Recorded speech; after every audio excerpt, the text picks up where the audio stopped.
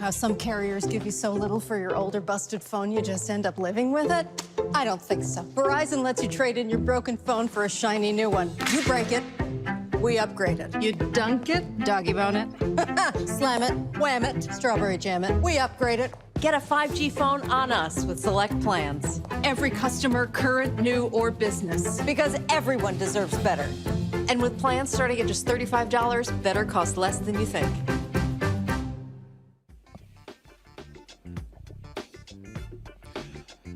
Hey, folks, today is Wednesday, November 17th, 2021. Coming up on Roland Martin Unfiltered, broadcasting live from Brunswick, Georgia on the Black Star Network. The defense, they now present their case in the trial of the three white men who have been charged with for the murder of Ahmaud Arbery. We will show you what happened in court today. We'll also preview a group of 200 black pastors who will be here at this courthouse tomorrow as a show of force letting the white attorney who attacked Reverend Sharpton and Reverend Jackson that you don't mess with the black church. We'll also talk with the father of Ahmaud Arbery when we come back about this trial and what he is thinking and what he is going through. Also on today's show, Black Voters Matter protesters were arrested in the nation's capital. We'll talk with Cliff Albright, who is the co-founder of Black Voters Matter. Also, Sherrilyn Ifill, she is stepping down as head of the NAACP Legal Defense Fund. We will hear from her about why she's doing so at this time and who is going to be the new leader of the LDF, the group founded by the great Thurgood Marshall. Also, Congressman Paul Gosar of Arizona, he has been censured by the U.S. House. He's been stripped of all of his committee assignments. We'll show you what took place on Capitol Hill today. We'll also hear from him as well. Two of the men who were convicted for killing Malcolm X, they are going to be exonerated. We'll tell you about that, and we'll hear from the man who did a Netflix documentary to uncover who the real assassin was who killed Malcolm X. And why is a rich white man in Buffalo, New York, how did he rape 4 girls, but the judge gave him probation? Yeah, he clearly wasn't a brother. And also, Julius Jones is 24 hours away from being executed in Oklahoma. We have yet to hear from Governor Stitt. Will also protests all around the country took place today. Free Julius Jones rallies. We'll tell you about that as well. It is time to bring the funk on Roland Martin Unfiltered on the Black Star Network from Brunswick, Georgia. Let's go. He's got it. Whatever the miss, he's on it. Whatever it is, he's got the scoop, the fact, the find. And when it breaks, he's right on time and it's rolling. Best believe he's knowing. Putting it down from sports to news to politics. With entertainment just for kicks, he's rolling. It's on go, roll, y'all. It's Roland Martin, yeah. Rolling with Roland now. He's funk, he's fresh, he's real, the best, you know he's Roland Martin now.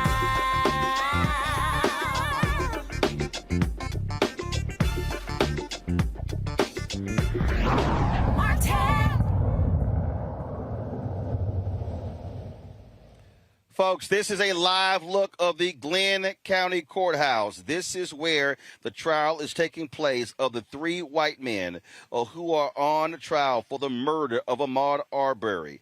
It has been quite emotional over the last week. Today, the defense, they actually took possession of this case. The prosecution rested on yesterday. And one of the men actually took the stand today to describe what took place on that day when Ahmaud Arbery was gunned down here in Georgia. Like I said, we are here in Brunswick, Georgia.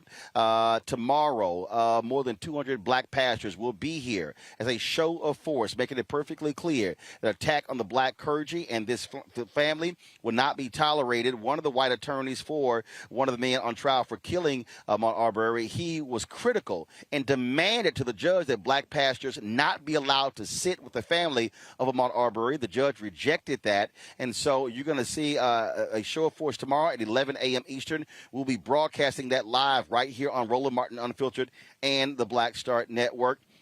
Before I play video of what took place in the courtroom today, I want to turn to the father of Ahmaud Arbery. who joins us right now.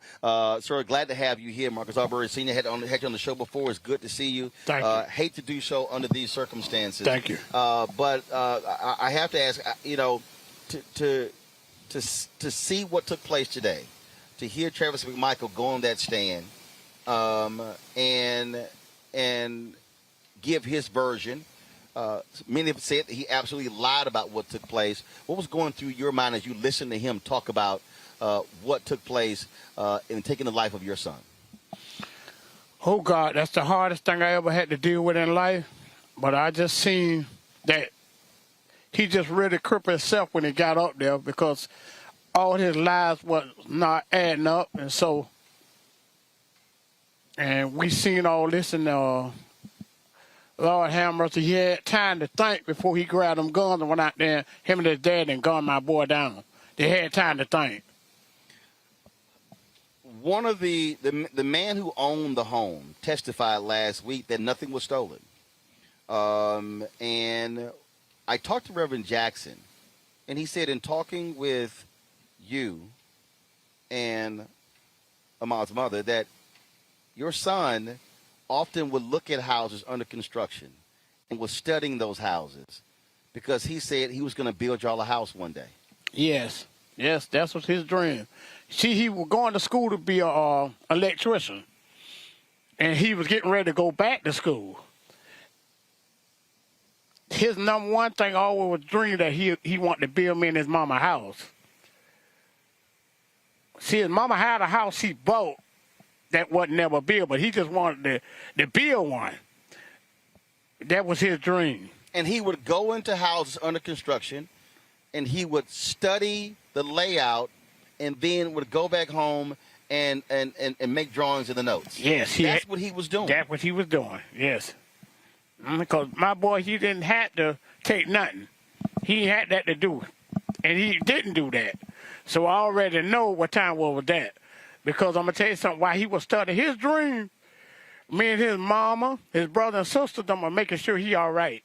He had everything he needs, so he didn't have to take nothing. So that's why I knew that was a lie. You've heard these attorneys say they need more Bubbas on the jury. You've heard them attack black pastors saying, why do they need to be sitting with the family?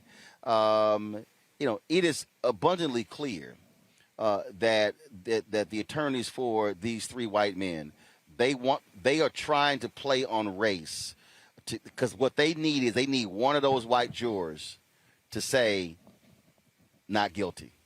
That's right. Wow, Roland Martin, you just said the number one question. You know, they're just trying to act like race don't play a part in it. It does. You can see it every day. It's showing you. You know, and it's just bad. It's hard for African American people to get justice when a white man wrong. They think it's all right to just kill us, and the system don't work for African American people. You know, they want to think it's two laws, one for white America and one for African America. But that's a lie. It's one law. Everybody's supposed to be treated equally. And the law's supposed to treat everybody equal. Now, if you done wrong, you got to be accountable. I don't care what color you are. For people out there watching, listening, who some have not been following this story, who was Ahmaud Arbery? Oh, God. He was just me and his mama baby. He was the baby out of the three children of mine. And I tell you one thing, he acted like he was the oldest because he was the leader to us. He always wanted us just to love each other and get along. I tell you, I can tell you so much stories about him, it'll break your heart. Some stuff that he was doing to help people that I didn't know he was doing. But I knew his heart was in the right place. You got many people came up to me and told me, say, when they was going through something, Ahmaud always lift them up. And he always lifted his sister and brothers up, all his kin people. It just, I just can't understand why would you kill a young man like that with a heart like that when you all you had to do is talk to him. you can't talk to him balancing a gun. You balance a gun to him. Who gonna talk to you when you balance a 12-gauge shotgun and a 357 Magnum? And you got a 5,000-pound truck trying to run him over. So who gonna talk to you like that? God, it just, oh God, I just can't understand this. It's just trying to take us back to Emmanuel Till. You know, it's the same thing going on, but they're just trying to do it in a different modern way. You know, my boy was lynched by these 3 white men. And the evidence shows you that every day. You can look at what's going on. You look at the trial. Pay attention to the trial. Yeah, white man's doing crime in that neighborhood. They didn't never call the law on them. They didn't ever draw no gun on them. They didn't ever pursue them. So look at the evidence in this. Race does play a part in my son losing his life. And when you hear people say, y'all focusing on race too much, the real issue in America is not race, it's class. It's a lie. We can't keep hiding the truth. You cannot keep hiding. These guys killed my boy and they were left out here 72 days. It really tried to cover his death up. Yeah, it wasn't. If it was not for the public outcry, I mean, you have these DAs who are going to let these guys just go on. Yes. Go home and get rid of evidence. But if that a black man did a white kid like that, would have killed us on the spot. We'd been dead on the spot. We wouldn't have been able to go home or nothing. This stuff ain't right. So how in the world African American people can trust this system when they keep doing us like this? Well, the defense will continue tomorrow. It is going to be a significant show of force tomorrow as well. And so we will be here broadcasting that. It was important for us to be here and to be able to tell this story as well. So we've had you on the show before. We appreciate you stopping by again. It's not easy at all, but we certainly appreciate it. Thank you, Roland. I appreciate it. Thank you very Thanks much. a lot, my brother. Thanks. I like you because you keep it real. You tell the truth what's going on for real. That's why we're here. Yes, sir. Yes, sir. I appreciate it. God bless you, man. Yes, sir. Thank you very much. Right. Thank you. Folks, we're going to, first of all, if we have the video from today's court proceedings, go ahead and play some of what took place today. Go ahead and play what took place today in the courtroom. A bit that having that just happen, just catching him creeping through that front yard and obviously trying to avoid detection and then doing what he did there and then going into that house and then walking around in there like it's no big deal was alarming. Alarming why? Because I wouldn't think anyone acting normal would do that, and somebody that's willing to act like they have a gun or act like that they will harm you to prevent you from asking them or doing anything there, and then go in and just acting all normal and nonchalant and never catching the guy, knowing what he's doing it just says, what's going on? He finally stops. Okay. Great. I want to talk to you. I want to know what's going on. Mm-hmm. Okay. Okay, go ahead. So we finally stopped, asked what's going on. He never says anything to me. He's still looking at me angry. I'm thinking, man, this guy's, this could be volatile, you know. Let's be kind of watching here. I asked him again, hey, what happened down the road? Why are people pointing down the road? And where are you running from?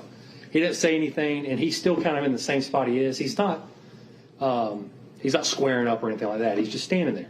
And I said, hey, the police are on the way. As soon as I said the police, he turned. Man, stop me. I want to talk to you. What's he doing? That's what I want to talk to you is actually why I said it. Does he stop running at any point? No, at this point, he is still running. But I noticed that he looks very angry. He's Describe that. What do you mean?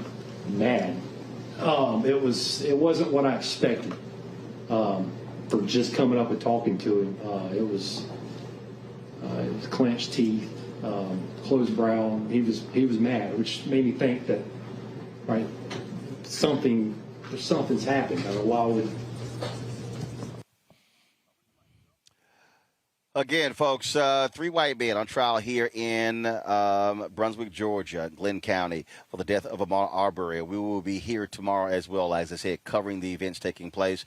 The Transforming Justice Coalition, they've been on the ground here from day one, bringing attention to this case as well. And so we'll be chatting with them a little bit later in the show. I'm going to go to a quick break. We come back. We're going to talk with Cliff Albright, the co-founder of Black Voters Matter, about the protests and the arrest that took place today in the nation's capital, dealing with the issue of voting rights. That is next on Roland Martin Unfiltered, broadcasting live from Brunswick, Georgia on the Black Star Network. Back in a moment.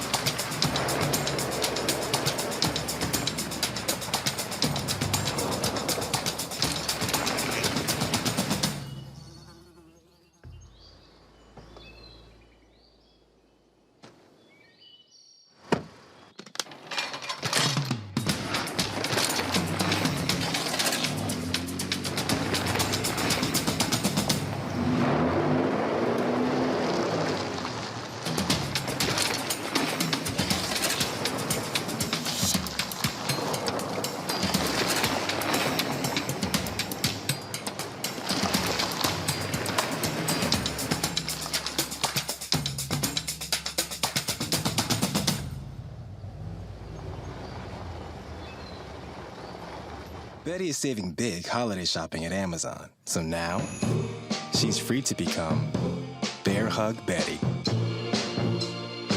Settle in, kids. You'll be there a while. Ooh, where you going?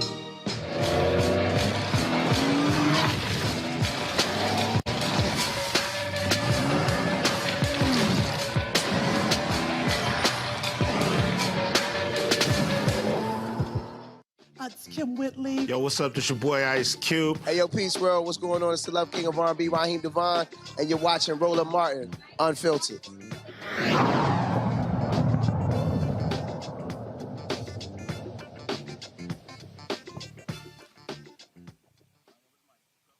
Today, in the nation's capital, a number of people were arrested in front of the White House protesting voting rights, trying to demand the White House take more action to get the For the People Act and the John Lewis Voting Act passed. Joining us right now is Cliff Albright, co-founder of Black Voters Matter. Cliff, always glad to have you on the show. Always glad to be here, Roland. Thank you. Well, if I wasn't here in Brunswick, Georgia, we would have been out there, of course, covering you guys today. Today's event is about keeping the pressure, keeping the attention on this very issue. We've seen these acts of civil disobedience take place relentlessly over the last several months. And so is there going to be a ratcheting up of the pressure on the Senate to do more? Because Republicans, they're passing these gerrymandered districts that are going to guarantee their power. They're diminishing black power, diminishing Latino power. And so what they are doing, they are trying to guarantee and cement white power in many of these states. Yeah, you're exactly right. You know, we're seeing it happening already. Of course, you know well what's been going on with Texas and their redistricting. You know, we're seeing it in North Carolina, where they've created some gerrymandered, racially gerrymandered districts. We're seeing it in Georgia right now, where they're doing the same thing. And so this notion that you know, voting rights legislation, which again is not just about voting access, that's important, that's near and dear to our hearts, but it's also about redistricting and gerrymandering and making sure that we don't have black and brown folks, even as our numbers are going up in the census, that we're losing electoral power in many of these states. And so, yes, we've got to ramp this up. We can't wait. This notion that we can wait until January, until after the holidays and get the voting rights, or even that we could wait until they deal with all these other issues and deal with the debt increase. It's got to happen now, because once these maps are drawn and once boards of elections start preparing ballots for upcoming elections, you can't undo that. Most courts won't even undo it, even if it's found that it shouldn't have been done, because the process is already in place. Time is ticking. It's got to be urgent. We've got to ramp it up. That's what we've been doing with these White House demonstrations, along with Black Voters Matter, League of Women's Voters, People for the American Way, and we're going to continue to do so all throughout the rest of this winter, demanding that they don't go on a recess until they pass voting rights. And one of the things that you and LaTosha Brown have constantly said is you cannot out-organize and out-mobilize the gerrymandering going on, because what they are doing is trying to guarantee that they are going to win seats. And so even if you turn people out, it's still not going to matter, because they're going to ensure that they win. Exactly. I mean, they're literally defining the boundaries and defining the rules of the games and defining who the voters are. They are picking the voters for the elected officials that they want to see. And once they do that, no, we can't out-organize that. We simply won't have the numbers, because we have been split up in such a way, sometimes with lines coming right down the street or cutting through neighborhoods in all kinds of crazy ways, in a way where our voting power has been diluted. You cannot out-organize that, not to mention that once you got the gerrymandering impact, even if you somehow deal with that in terms of organizing and mobilization, you've still got features in some of these bills where they can come in and overturn elections. That's the election subversion part of much of this voters' pressure that we're seeing across the country. You cannot out-organize that. It has got to be dealt with through legislation. It's going to have to ultimately be dealt with through the courts. That raises a whole other issue, because we got to deal with the nature of the Supreme Court. But at the end of the day, this is not as simple as what the White House is thinking, that Black folks are just going to come out and once again, play the role of superheroes and magical Negroes and come out and save the country. That's not going to happen. It's not fair for them to even think that that's going to happen. That's not a burden that we're going to take, especially after we did that in 20 and then came back in January 21 in Georgia and did that. The reason we did that was to give folks power so that they can make sure we're not in this situation. You cannot fail us and then come back to us to save you because you failed to pass the legislation. That's not happening. So what is next? Look, bottom line is they passed the $1.2 trillion infrastructure plan. Now they're debating another bill. And so, okay, President Joe Biden, when is the full court press? Okay, Schumer, okay, Pelosi, when is the full court press? And not only that, where in the hell are all these white liberals, all these people, these other organizations? I keep seeing black people getting arrested. I keep seeing black women. I keep seeing black men. I keep seeing black organizations. Where in the hell are these progressives? Why aren't they as active? Where are these Latino organizations? Where are these Asian organizations?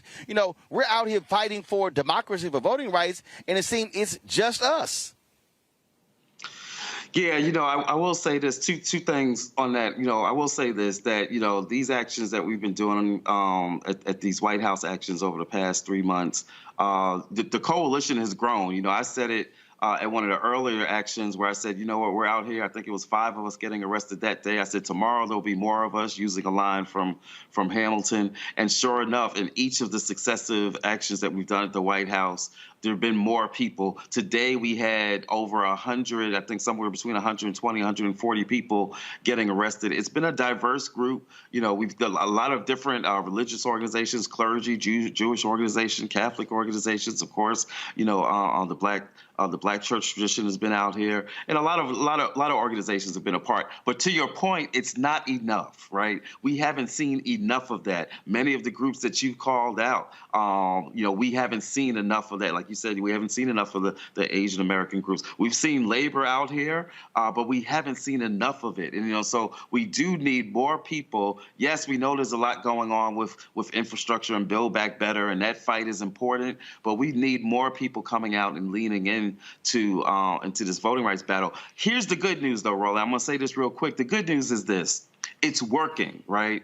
What we're doing is working. The pressure is working. A few months ago, Joe Manchin was saying, he wrote an op-ed, I'll never support the For the People Act. Now there's a piece of legislation out there that essentially has his fingerprints on it. Still to see whether or not he's going to go as far as ending the or modifying the filibuster to make it happen. But we're not where we were 4 months ago, right?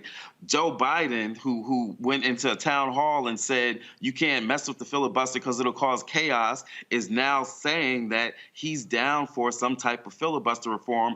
And there's been some motion, even on a couple of senators like Carper from Delaware, who of some of those folks that were on the fence, who are now saying that they will support it. We believe more of them will come out and say if Biden does more than just say, oh, you know, I could go for it, to saying, look, y'all, I demand this. If he comes to Congress the way that he did for infrastructure and knocks on some doors and speaks to folks in private meetings with the senators and said, I'm not just willing to do filibuster reform, I am asking, I am pleading, I am demanding that you, Democratic caucus, do filibuster reform, more of them will come out and be more vocal about it. That's why we're at the White House making this demand. And that's why I've just had the fourth time of getting arrested over the past 4 months. But it's working, and we're going to keep it up. And we believe that we've just got a little bit further to go. Just got to push a little more harder, and we're going to be where we need to be, and we'll have the voting rights. Not because they wanted to, but because movement pushed them to and forced them to. It shouldn't take that much work,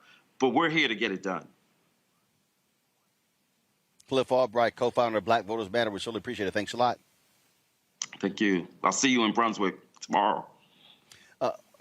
Yes, sir. I appreciate it. Thanks a lot. Folks, speaking of pushing to folks to get things done, that is what is happening in Oklahoma, where Julius Jones could be executed in 24 hours unless the governor of Oklahoma steps in and ends this. His pardon and paroles board has already voted twice, 3-1, to call for him to get clemency for him to be removed off of death row, but he is not acted. Joining us right now is Pastor Mike McBride, the director of the OKC Live Free campaign for Julius Jones. In a few minutes, candlelight vigil is going to start. We are down to the wire. Look, the governor said, hey, needs to be a hearing. That was a hearing. They voted. We saw what happened there, yet still he's taking no action. Has he given any indication to you or the family why he's drawing this out to the last hours? The governor has irresponsibly fallen silent. He has swallowed his tongue. He has not fulfilled the honorable discharge of his office. He has not met with the family. We are hearing from staffers and others close to the Attorney General that they are pushing the governor to execute Julius Jones, even though, as you stated, the pardon and parole board has twice, 3-1, recommended clemency. So we're very troubled by the governor's silence, and we're calling on him to come out literally tonight and extend clemency, follow the advice of his own board. We're going to be holding vigil tonight to demand that response. When is the last time you and others talked with Julius? How are his spirits? How is he feeling? Clearly, he has to be anxious because he's getting closer and closer to this execution date. Earlier today, we literally drove 2.5 hours to have, without the governor's intervention, this may have been the last time the mother, the daughter, the brother, and the father had a face-to-face in-person visit with Julius Jones. Understandably, Julius is anxious, but not just Julius, the whole family. We are all in a terrible, painful waiting game. The governor has multiple times said that he would follow the guidance of his parole and pardon board. He has not done so. He's given us false deadlines. Here we are 24 hours before the execution of Julius Jones, and he is claiming he's praying. It is clear to me this governor is not praying. He is stalling. He is demonstrating himself to be a coward, quite frankly. And we're calling on the governor to show some bravery, to show some moral fortitude, and declare what his decision is and take all of us off of the hook of having to wonder all the way up into the point of a potential execution. And again, as I said, there were rallies taking place today in Oklahoma City, Oklahoma, Los Angeles, California, Washington, D.C., Newark, New Jersey, St. Paul, Minnesota. And so this Free Julius Jones effort has really broadened over the past several months. Yes, and it's worth saying there are now countries all across the world who are weighing in. We've had Denmark, Italy, Slovakia, Belgium, countries that are sending international human rights violation letters to the United States government, compelling them to intervene. This case has become national in scope. We shared that with Julius. Certainly he's humbled by that reach, but is still wondering why is it that the governor refuses to meet with his family? Why is it that the governor refuses to extend to him, a citizen of Oklahoma, the justice that he deserves? And so we are indeed continuing to call out. We will have a vigil in a few moments. There may be those who will risk arrest to continue to raise the moral outrage of a governor who is derelict in his duties, to literally follow the process that he put in place with his own appointed board members. The governor must keep his word. The evidence shows that there is so much doubt in this case. Scripture says God has no pleasure. The scripture says God has no pleasure in the death of anyone. The governor is praying to this God. He says that he ought not have the cowardice that he is showing. Free Julius Jones. Bring him back to his family, and let us go on with the healing process that this state so needlessly deserves. Pastor Mike McBride, we surely appreciate it, sir. Thank you so very much for joining us on Roland Martin Unfiltered. Thank you, my brother. I'm going to bring my panel now. A. Scott Bolden, former chair of the National Bar Association Political Action Committee. Monique Presley, lawyer and a crisis manager. Robert Patillo, executive director, Rainbow Push Coalition, Peachtree Street Project. Glad to have you here. Robert's a little soft. He's supposed to join me out here on the lawn in front of Glenn County Courthouse. I guess it was too chilly for him, so he retreated to his comfy hotel room. And so thank you for giving us the visual of your made-up bed, Robert. Thank you very much. Roland, don't act like I'm. Are you bragging or complaining, Roland? Just get to the question. Come on. Look, Roland, don't act like I'm just sitting next to an open window looking at the ocean on Jekyll Island or something. Yeah, he's in Brunswick. I'm just saying. I'm just saying. Matter of fact, Henry, go ahead and take a shot. We got this nice empty chair that was set up, all that hard work that was put in place to bring a headset. This is where you're supposed to be, but you're sitting in your hotel room. Fine, whatever. Let me go ahead and start with Monique. Yeah, okay, gotcha. I want to first start, Monique, with today's trial. The defense has started. Travis McMichael goes on the stand. He couldn't keep his story straight even while he was sitting up there. No, he couldn't keep his story straight. But even if you listen to the clip that you played, every single thing he said is like racial profiling 101, 201, 301. He looked angry, furrowed brow, mean look on his face, suspicious walking in, trying to hide, acting like he had a weapon. I mean, it is garbage from start to finish. These are the things that, as your guest said, these are the things that have been used, unfortunately, for decades and I dare say for generations to justify the killing of Black men and women. They clearly, Robert, are hoping, can they appeal to the Bubba in one of these jurors to keep these three from getting the death penalty? Look, one of the things I think are going to come, we're going to have to look at after this case is over is, one, why this case was not removed to a different jurisdiction. Because when you have something as racially charged as this and that has this much local attention, you usually want to move it to a different part of the state so you can avoid those local prejudices. Also, we have to look at this jury composition. To most of us listening to that testimony, it sounds like an open and shut case, which would be, warming up the electric chair already. But in reality, you have 11 white women on the jury. You have 2 people who who are former law enforcement officers. One of the individuals accused in this case is a former law enforcement officer. You have one person who's a former military officer. One of the Mr. McMichael talked about his military service in the Coast Guard on the stand today. You have somebody who's a 911 operator. Part of this case deals with a 911 call. So the fact that you have a jury composition of that nature kind of gives you the idea why they're so brazen on the stand, why they are putting this information out there, because in any other jurisdiction and any other jury composition, you would never put McMichael on the stand to say some of the crazy things he said today, because as Monique said, he was literally describing racially profiling, hunting down and killing somebody, and they used that as their defense. And don't forget, Scott, you had these white DAs here, one after the other, who refused to actually investigate this case. And it was only the public pressure that led to the Georgia Bureau of Investigation taking over this case. Yeah, you're absolutely right. I mean, 60 days before these people were investigated and charged, the DAs walked away from it. They had conflicts, and they still made their decision.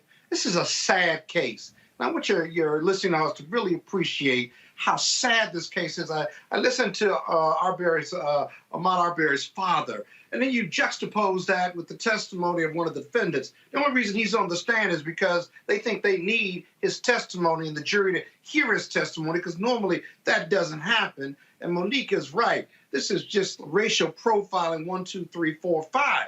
But then what isn't he saying? He's got a shotgun. He's chasing Arbery. He's in a pickup truck, right? And he's got another gun with 2 other people, and they corner him, according to them, like a rat, if you will. And they use the N-word. And then it's almost as if they expect him to say, okay, you got me, hands up, don't shoot. They haven't identified themselves as police officers. Oh, I'm sorry, because they're not a police officer. Oh, they want to do a citizen's arrest? Well, if it's a property crime, coupled with the racial profiling testimony, if it's a property crime, you can't even do a citizen's arrest under the old law. And so what does Arbery do? He's trapped, and what does he do? He grabs the gun, except he doesn't have the trigger. He's got the end of the gun. Guess what's going to happen then? The only person that can pull that trigger is the defendant that was on the stand. It is right for not only corruption, but right for death and a killing and a murder, which is why vigilantism in most states and all states is outlawed. It is a sad case because Arbery should be here. He was killed for running while black. And then the heartbreaking story of his father told us that he went to these houses, he studied them. He was going to build a house for his mother and father. That's not a convenient fact, because otherwise he didn't steal anything. If he was there several times, it makes all the sense in the world. And so we're down in Brunswick with this trial and this judge and these defense lawyers and a jury that is just problematic on its face. Let's hope and pray that those 12 jurors do justice, right, and ignore the nonsense that the defense is putting on the stand. We got to hope and pray for the right verdict in this trial. Barbara Arnwise, the founder of the Transformative Justice Coalition. They have been here from day one, standing with this family. Barbara, you know, the point that Robert made, in any world, people would say, this is an open and shut case. Yes. You cannot trust that being the case when you have one of these white attorneys who said, we need more Bubbas on the jury. Yes. Well, and Bubbas ain't just white men. It's also white women. That's right. And remember that this is the trial where we already had, during jury selection, one of the potential, quote, qualified jurors was, in fact, married to a white supremacist, had a husband who belonged to that group. Well, I just want people to really understand that. However, the fact that they put McMichael on the stand is that they have done a read and they realize that they're in trouble. That even with all of the white privilege and everything else, that the jurors are concerned about what has happened here. Now, will they be a whole squad jury where you had an all-white jury that convicted that police officer of serial rape and gave him, 365 years? We'll see. But will it be a jury that will nullify itself, or will it be a hung jury? We will have to find out. But I do want to say that they do recognize that they got a problem. They never would have put them on the stand unless they recognize that they have a problem, Roland. It has certainly been quite interesting. Robert, you're here with Reverend Jackson. There's going to be a major show of black preacher focus tomorrow. Yes. I don't know if they're going to be. I don't know if there are enough microphones to capture all these preachers who are going to be here tomorrow. But one of those defense attorneys when he attacked Reverend Jackson, when he attacked Reverend Sharpton, when he specifically tried to get black pastors removed. Yes. Well, he's about to see a few more show up tomorrow, Robert. Well, when I saw that clip, it was funny because I was at home in Atlanta, and as soon as that clip played, my wife started packing a bag. She said, "You're going to Brunswick," because you don't say Reverend Jackson's name. That's like saying Candyman into the mirror. You know he's going to show up. He's going to pull up on you. And so we've been to churches in Savannah this week, in Brunswick this week. We were in Jacksonville yesterday, and so it's going to be from the work that Barbara Arnwine and Transformative Justice have put in on the ground, in addition to the work that many of the other organizations have done. It's going to be a full day of events, marches, motorcades, rallies, prayer visuals. We're going to make sure that the black church is heard and that they understand that when you don't come to the South and talk bad about black preachers. I think they need to understand the power of the black church that they still have, particularly in this region and particularly in this case. It's never a wise idea, Monique, to stand up in court and say, "Well, I don't know why he here. He don't have a church here. Why he got to sit with the family?" And it's like, that's how you want to roll? Right. Yeah, and we see that more and more, don't we? They say the quiet part out loud, and they don't even recognize that what they're saying is, to quote the trial judge, reprehensible.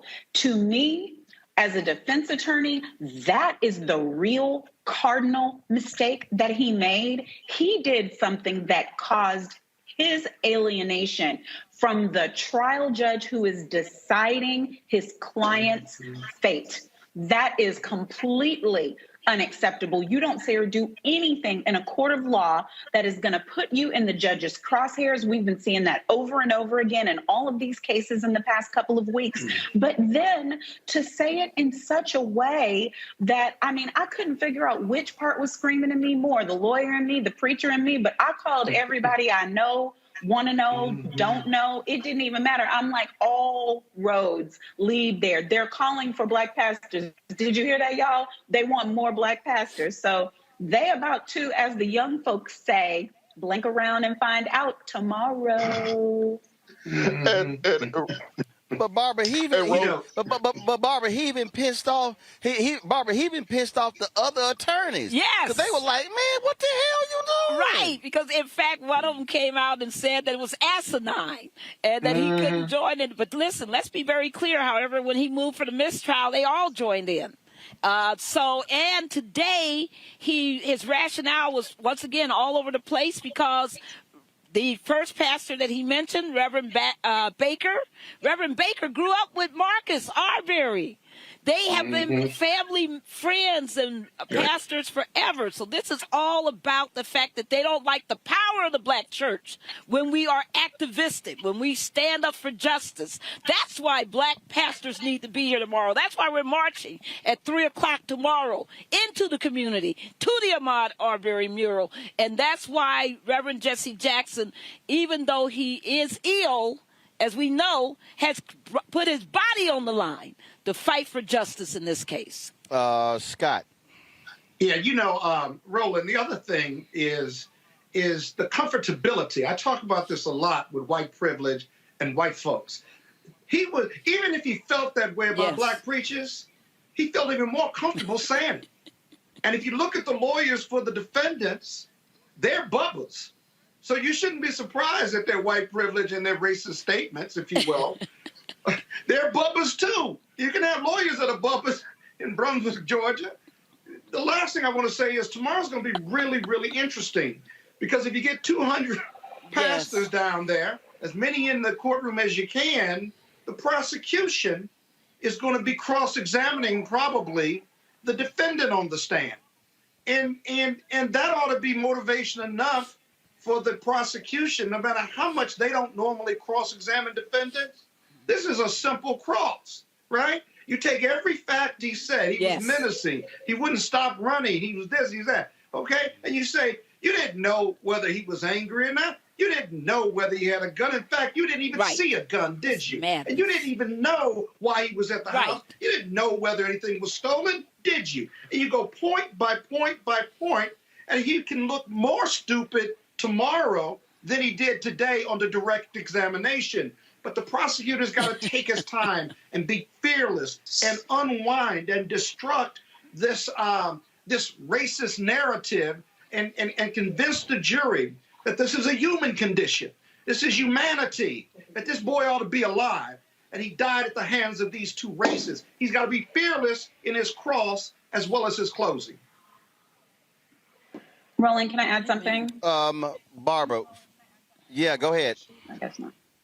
No, I wanted to say that these pastors aren't coming for show, they're coming to pray. And prayer changes things. And so the people who are watching, can join. If you can't be in Brunswick, you don't have to be. You can pray online. You can pray as you watch. And this is the history of the role of the Black pastor in the civil rights movement, in the fight for justice, in the fight for criminal justice, in the fight for reform. There have always been Black pastors, not just Dr. King, but scores and scores of them standing, putting their bodies on the line, as my elder sister Barbara just said, for the sake of justice. And that is what is happening tomorrow. People need to understand that this is not a play. This is not a game. This is not a show. That is not why Reverend Sharpton was there. That is not why Reverend Jackson was there. That's not why Pastor Mark Baker, whose church is under the leadership of Bishop Jakes, that's not why any of us, and you better believe it's about to be a world praying.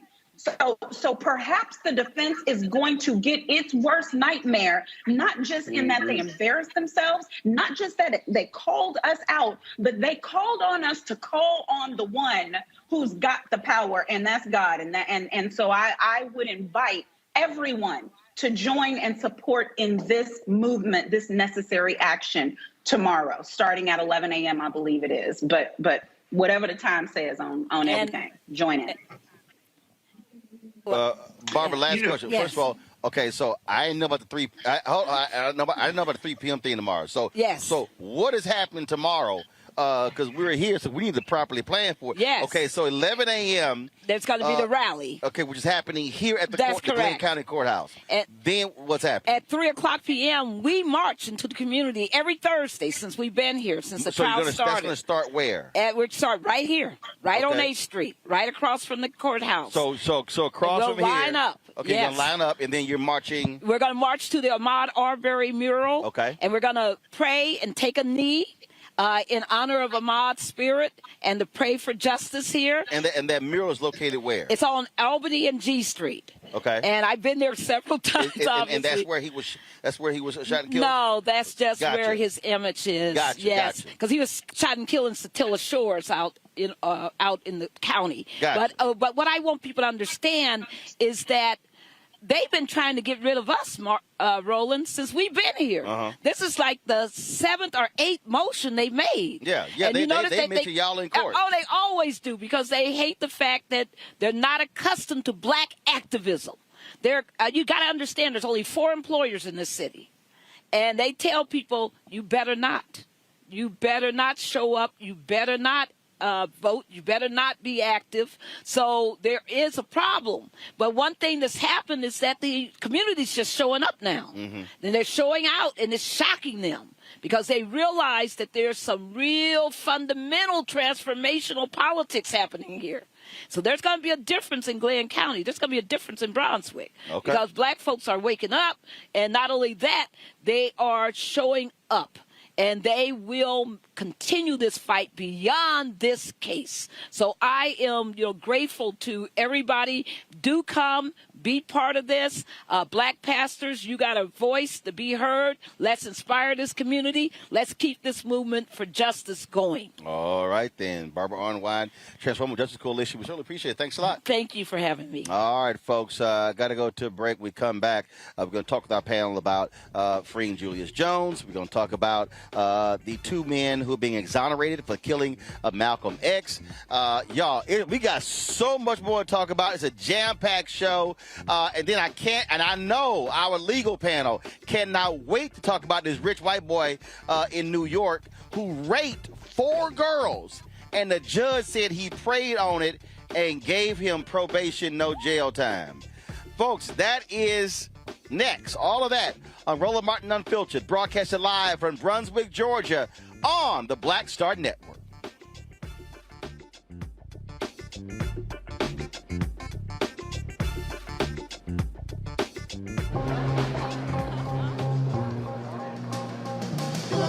Are the stars out tonight?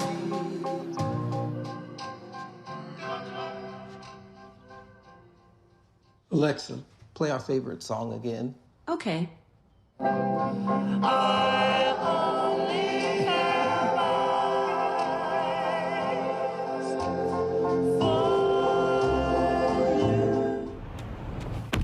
Oh, that spin class was brutal. Well, you can try using the Buick's massaging seat. Ooh, yeah, that's nice. Can I use Apple CarPlay to put some music on? Sure. It's wireless. Pick something we all like. Okay, hold on. What's your Buick's Wi-Fi password? Buick Envision 2021. Oh, you should pick something stronger. That's really predictable. That's a really tight spot. Don't worry. I used to hate parallel parking. Me too. Hey. Really outdid yourself. Yes, we did. The all-new Buick Envision, an SUV built around you, all of you. Something that's gonna put you in that. You gonna remember this. Yeah, we was on tour, so Brian wanted to be the headliner. Now your headliner was New Edition, so we're like, okay, you want to be a headliner? No problem. Since you think you big, you that big and bad, okay? Yeah. And I'll never forget one night we, 2 of the guys, the driver got lost. I think it was Westbury we were playing, and I'll never forget. They asked him if he didn't mind going on first, and we would close out. And they came back and he said, no. I'll give him his prop. He took it like a man. It was rough out there. By the time he would come out, you could hear echoes. Wow. Once upon a time, there lived a princess with really long hair who was waiting for a prince to come save her. But really, who has time for that? Let's go.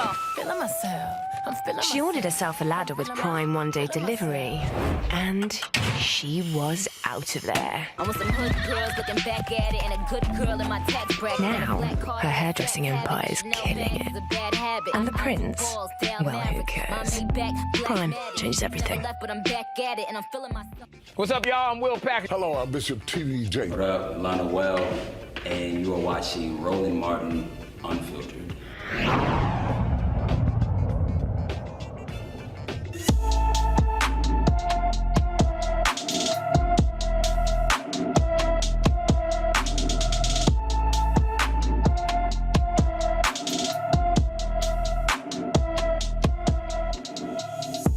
All right, folks, welcome back to Roland Martin Unfiltered. We, of course, focus all the time on black and missing folks who, again, they don't get the same level of attention as so many other stories. This is Carmen Barrett. She's been missing from Baltimore since August 17th, 2021. The 14-year-old is approximately 5 feet 3 inches tall, weighs 150 pounds, with brown hair and dark brown eyes. If you have any information on Carmen Barrett, please contact the Baltimore City Police Department at 443-396-2488, 443-396-2488. All right, folks, I can't wait to deal with this with my legal panel. I came across this story. It is out of upstate New York, where a confessed rapist has received probation because the judge determined it would be inappropriate to send him to prison. Christopher Belter Jr. pled guilty to third-degree rape and attempted first-degree sexual abuse, along with 2 counts of second-degree sexual abuse. He sexually assaulted 4 teenage girls, yet Judge Matthew J. Murphy III placed Belter on probation for 8 years. Now, Belter also has to register as a sex offender. Attorneys for the victims claim Belter's white privilege and wealth attributed to his light punishment. Now, the judge said that him having a registered sex offender would hang over his life, and he would have to deal with that reality. And Robert, the judge said he prayed on this decision. This story is so crazy. Hold up, I gotta further unpack it. The story is so crazy because they had these parties at his home. His parents were participant, supplying the girls with alcohol and marijuana. They also go on trial, and they said that this home was like the party house. He raped one girl, and she said she looked at the leaves to take her mind off of it. So this wasn't like a guy who fondled a girl's breast. That is still grossly inappropriate. No, he raped, sexually assaulted 4 girls, and the judge said, "Now, you shouldn't go to jail."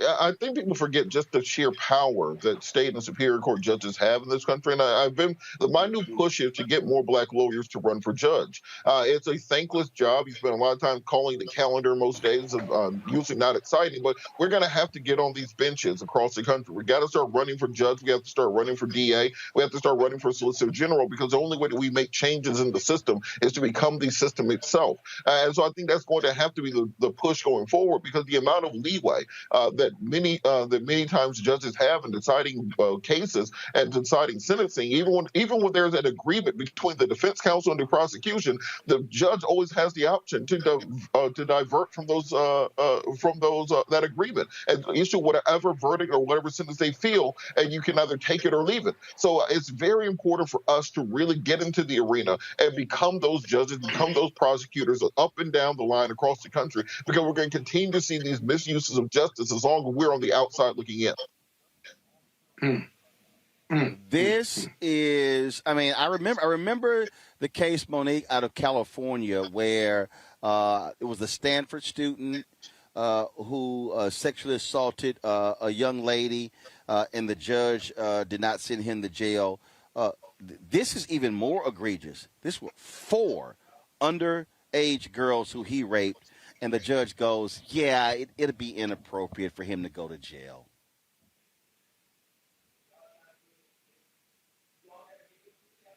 She's frozen. Monique there? All right, we'll get her shot straight. Scott, go ahead. Yeah, but it's even worse than what you gave us, Roland. As I researched this case, these were more than one incident. There were an incident with 2 young women when he was underage. And he got probation, I think, on the first 2, and that if he completed probation, he would get youth offender treatment, which is even more egregious, because then, as a juvenile, it won't be on his record, if you will. Then you had the second 2, right? And because he had completed the first probationary period where he'd get youth offender treatment, like he would in most jurisdictions, now that's the basis, arguably, why the judge said, well, he completed the first set of probation, and he's continued to have contrition, and he hasn't gotten any more trouble before, and so I'm going to give him 8 years of probation, and that won't be easy. Are you kidding me? That is an outrageous determination. And if he were black, the tropes of Mandingo warriors sleeping with these young white girls, they would have thrown the book at him. Look at Jimmy Gardner. He played for the Chicago Cubs in West Virginia. Alleged sexually assaulted 2 white women. He got 70+ years as a first offender. I don't care where this jurisdiction is. It would have been different for black people, and it just burns you up. It's offensive, actually, to our criminal justice system. And there's no way for it to appeal the sentencing, if you will, by the government. And so I think my colleague is right about getting more black judges. But how about this? How about just better judges, period, right? Who have a sense of justice and fairness and equality. Monique, one of the attorneys for the victim, said when it happened, she raced into the bathroom and just threw up. She could not believe what this judge said and did. Right, but I mean, I'm just not surprised. It's unfortunate, the imbalance in the system, but we find that imbalance both ways. I dropped off, so I couldn't hear what one of my colleagues said, but what we also find is that the type of leniency and the type of use of judicial discretion that sometimes should be given in these cases is not given when it is black and brown people.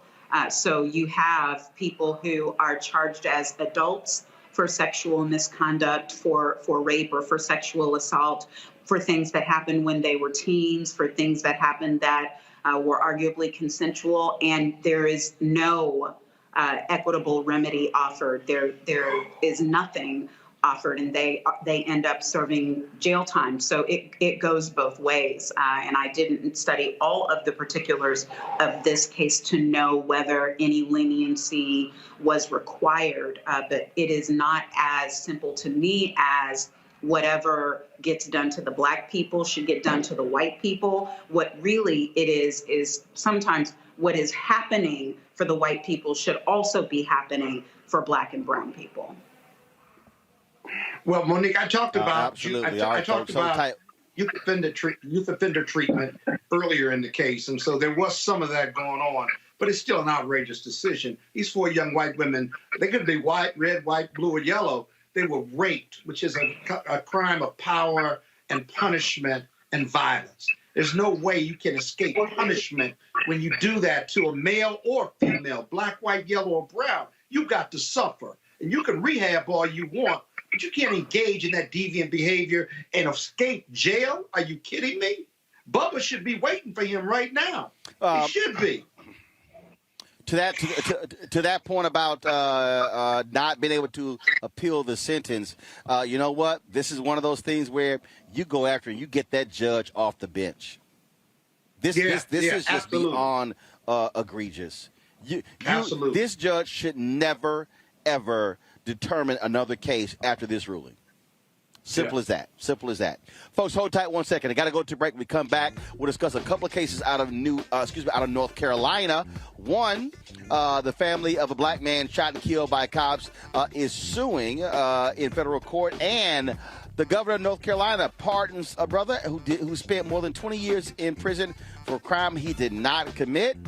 How much is he going to get from the state? I'll tell you. That's next. Also, we'll discuss the 2 black men who are being exonerated officially tomorrow for the murder of Malcolm X. And we'll talk with a brother who did a Netflix documentary about this case where he discovered through his research who the real killer was. All of that next. Roland Martin Unfiltered, broadcasted live from Brunswick, Georgia on the Black Star Network.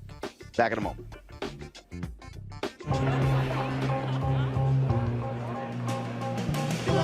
Are the stars out tonight?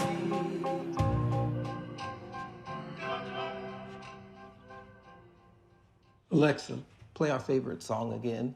Okay. I only have eyes for you.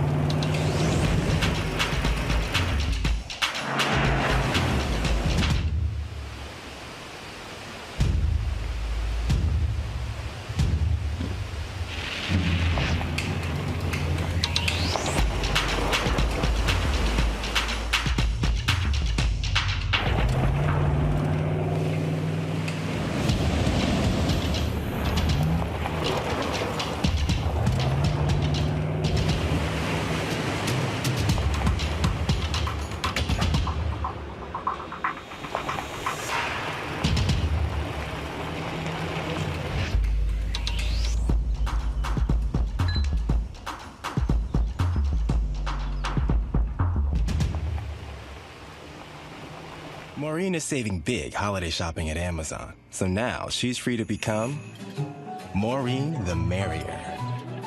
Food is her love language, and she really loves her grandson. Like, really loves. Hello, I'm Bishop T.D.J. Hi, y'all doing? It's your favorite funny girl, Amanda Seals. Hi, I'm Anthony Brown from Anthony Brown and Group Therapy. What up, Lana Well, and you are watching Roland Martin Unfiltered.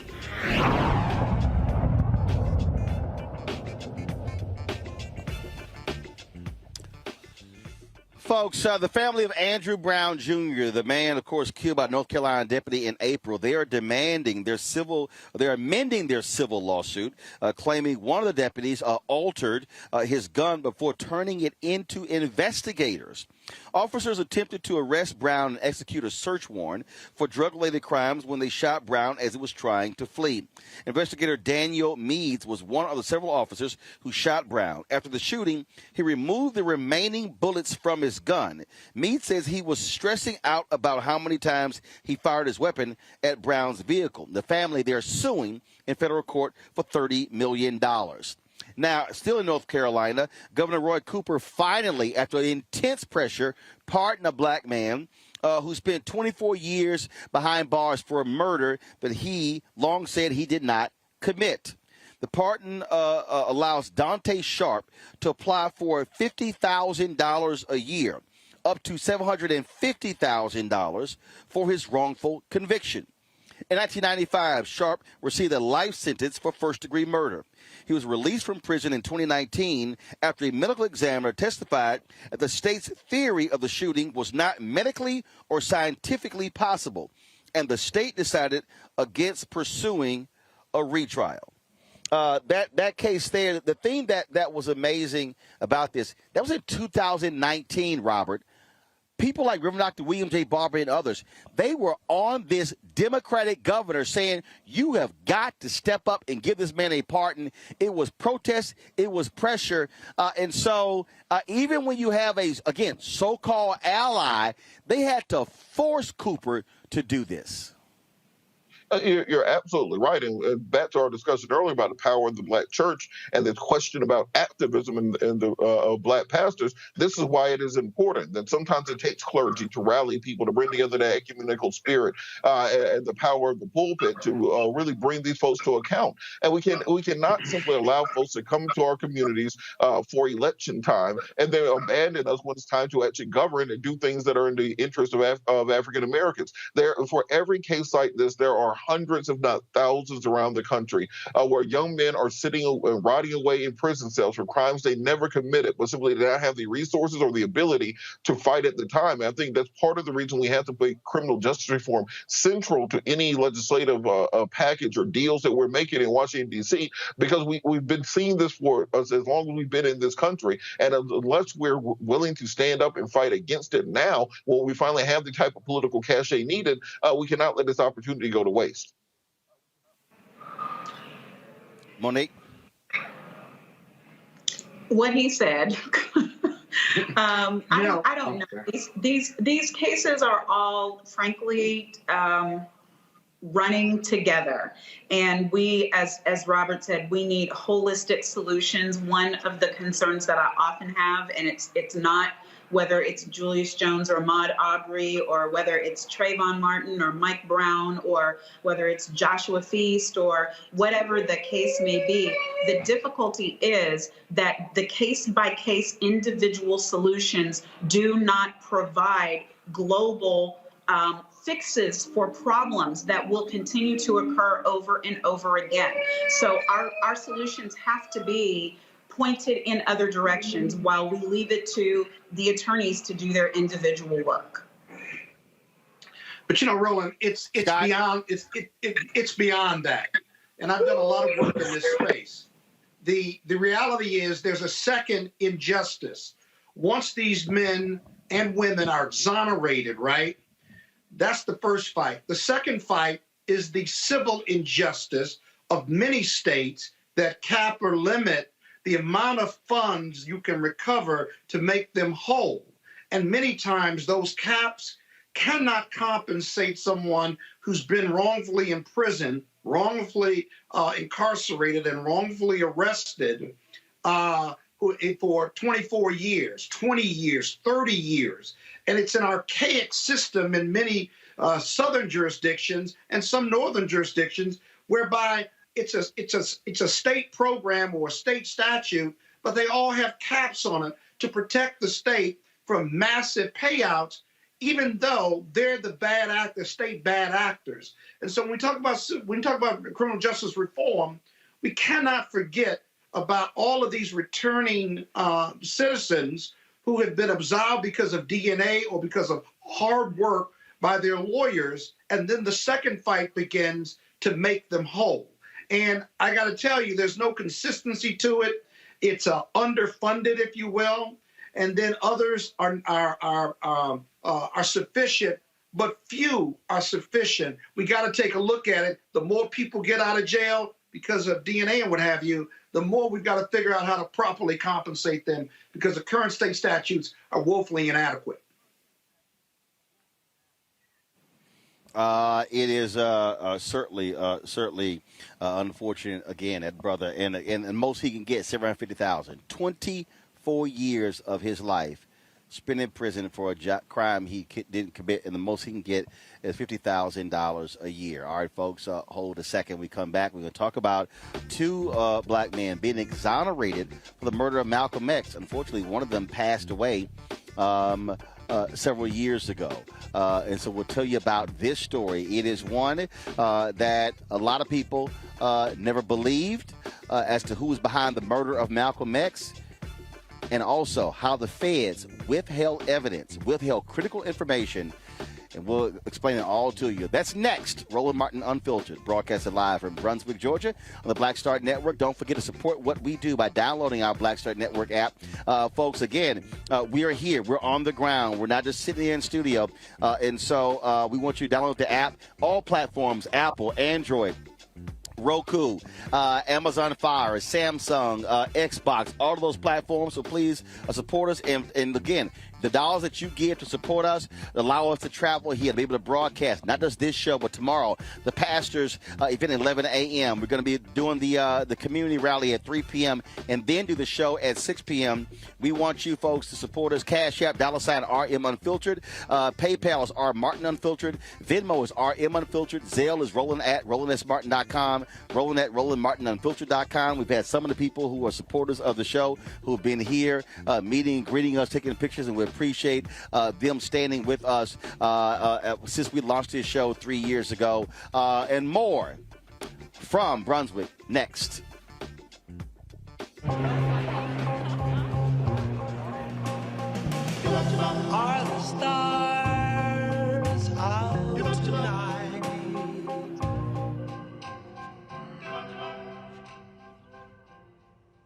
Alexa, play our favorite song again. Okay. I only have eyes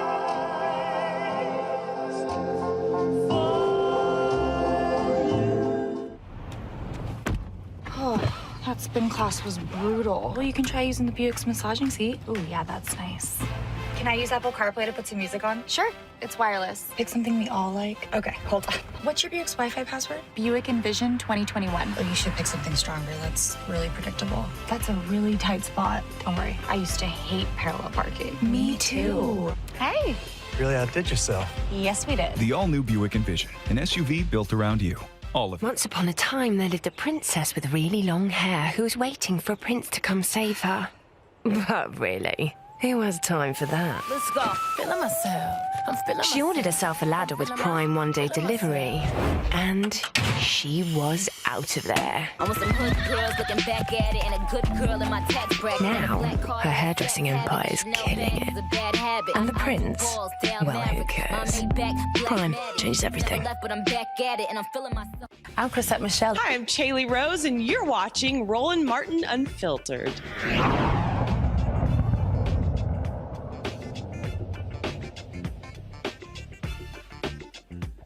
All right, folks, welcome back to Roland Martin Unfiltered here on the Black Star Network. So many of us know about the assassination of Malcolm X in the Audubon Ballroom.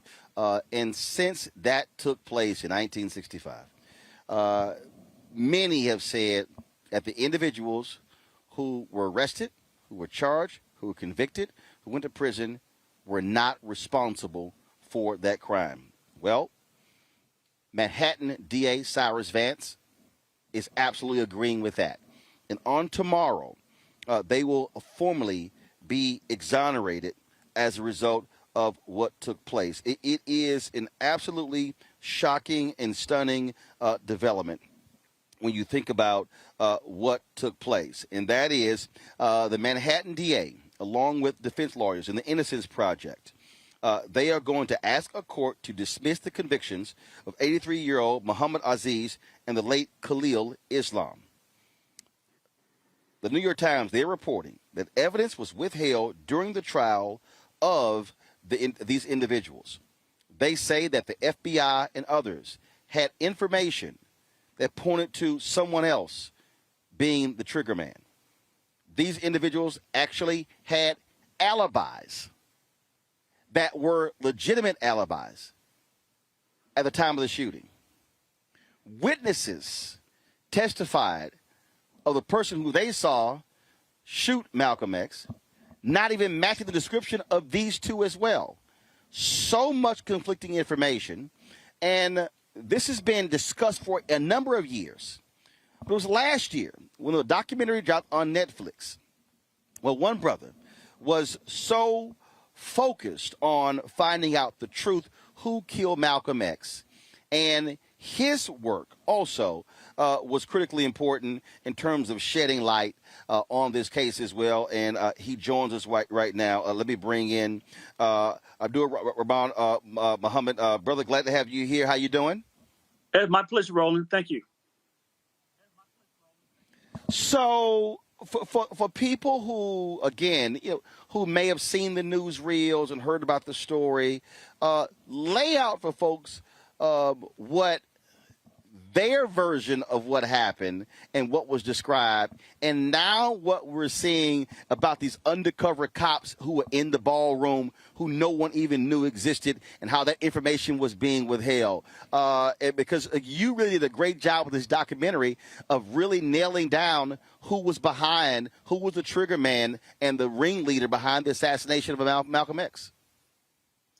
Yes, Roland. The prosecution's case at that time involved only 3 men. And according to their theory of the case, it was these 3 men who both created the disturbance or the misdirection in the back of the room.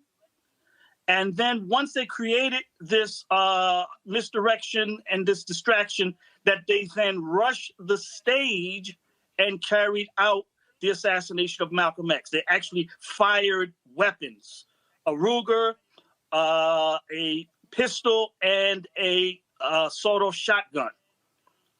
Now, what we have always been saying, we the scholars who have been studying this issue, is that there were actually 5 men involved in the squad that murdered Brother Malcolm, and that there were 2 men in the back who created the disturbance, and 3 men who sat in the front with the weapons.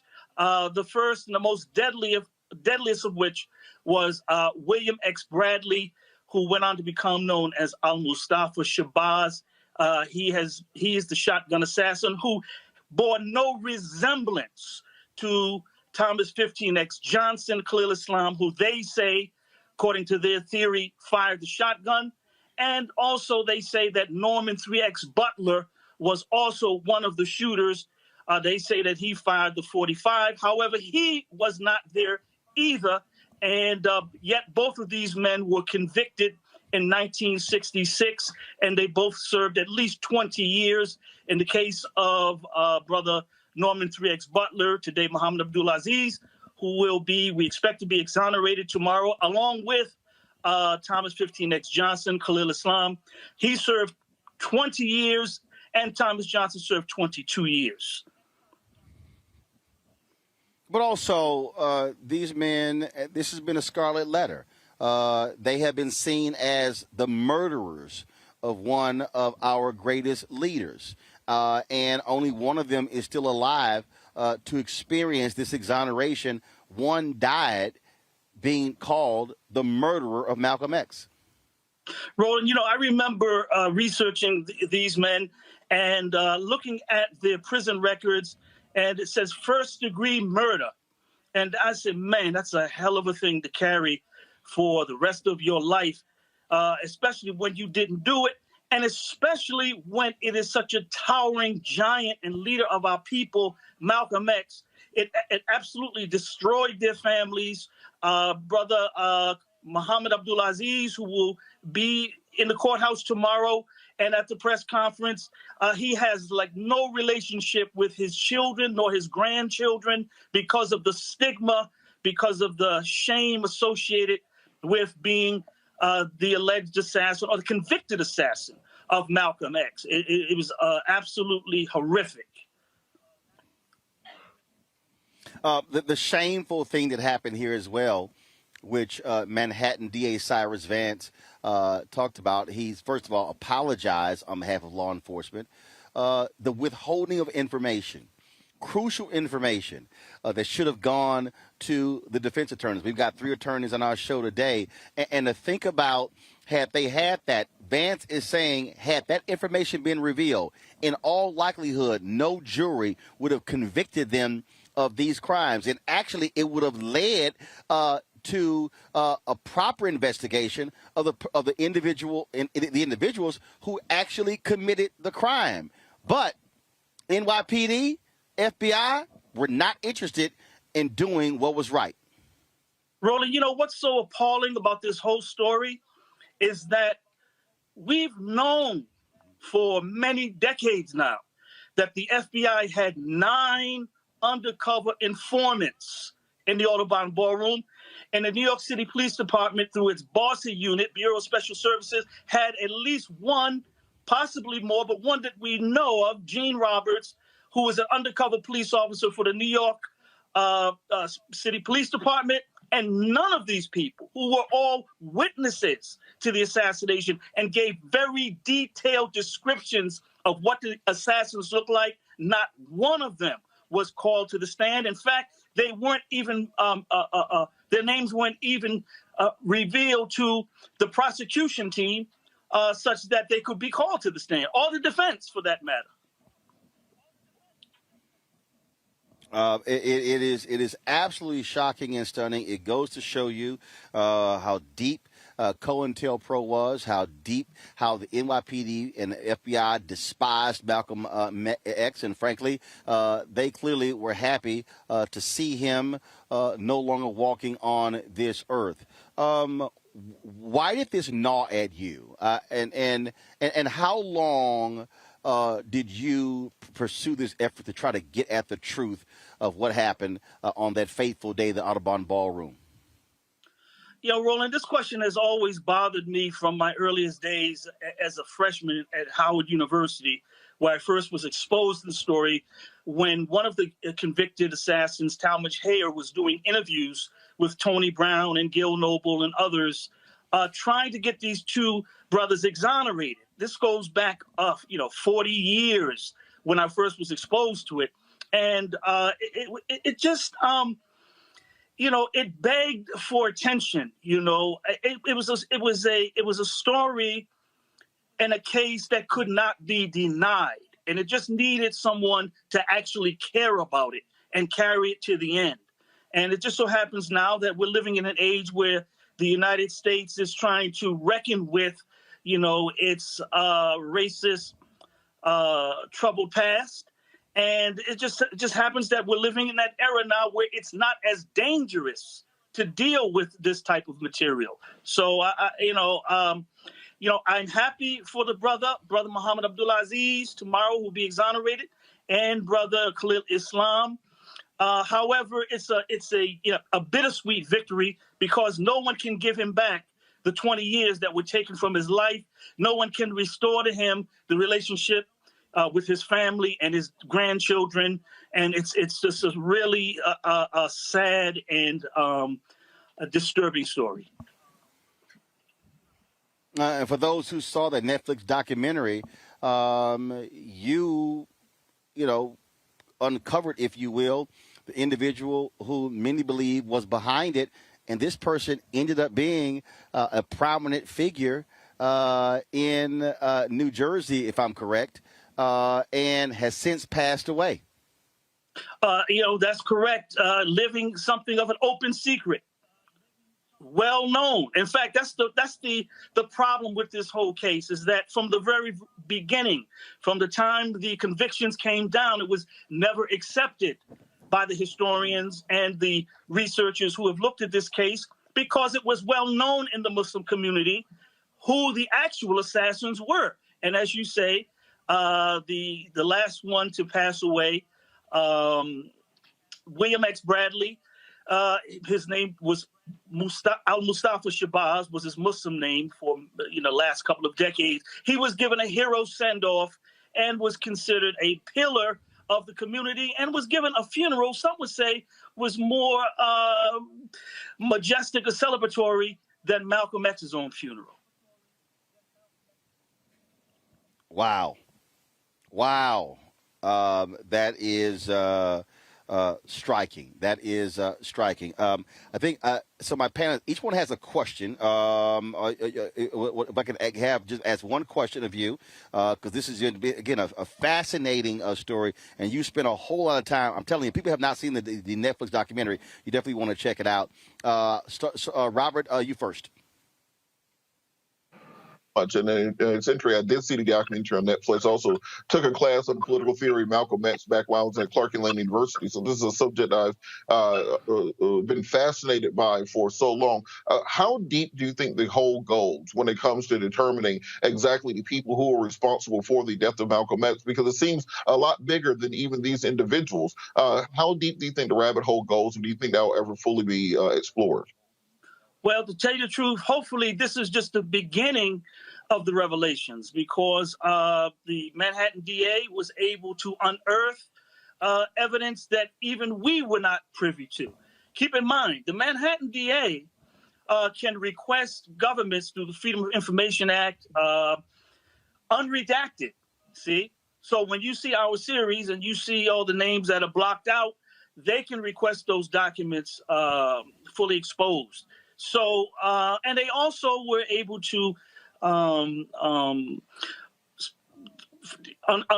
detect other evidence that was not privy to us, and we're going to see. We know for a fact that the COINTELPRO, the counterintelligence program of J. Edgar Hoover, that there were at least 3 high-level FBI informants in the top leadership of the Nation of Islam in the middle of the 1960s. So yes, we're going to, and we also have to find out, was the government protecting this shotgun assassin?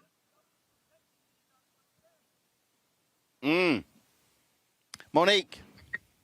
Yes, I was just wondering what, if any, reaction there's been from the Shabazz family. Well, because the story is just breaking today, I have not had an opportunity to speak to. I normally speak to Sister Ilyasa Shabazz, and I have not had an opportunity. I mean, the story is just like literally breaking, as we speak, and I have not been able to find out what her thinking is about it today. Scott. Yeah. Brother Rahman, where do we go from here? Are the real assassins and the co-conspirators, are any of them still alive? Are we demanding that the Manhattan DA's office do more? Is this an ongoing investigation? Will anyone, who's alive be held culpable for his assassination or not, in your opinion? Well, I think now it's just an issue of trying to just determine what exactly happened and how deep our government, if at all, was involved in the assassination of Malcolm X. What role did they play? Were they merely instigators and stoking hatred and vitriol against Malcolm in the Nation of Islam, or did it go further?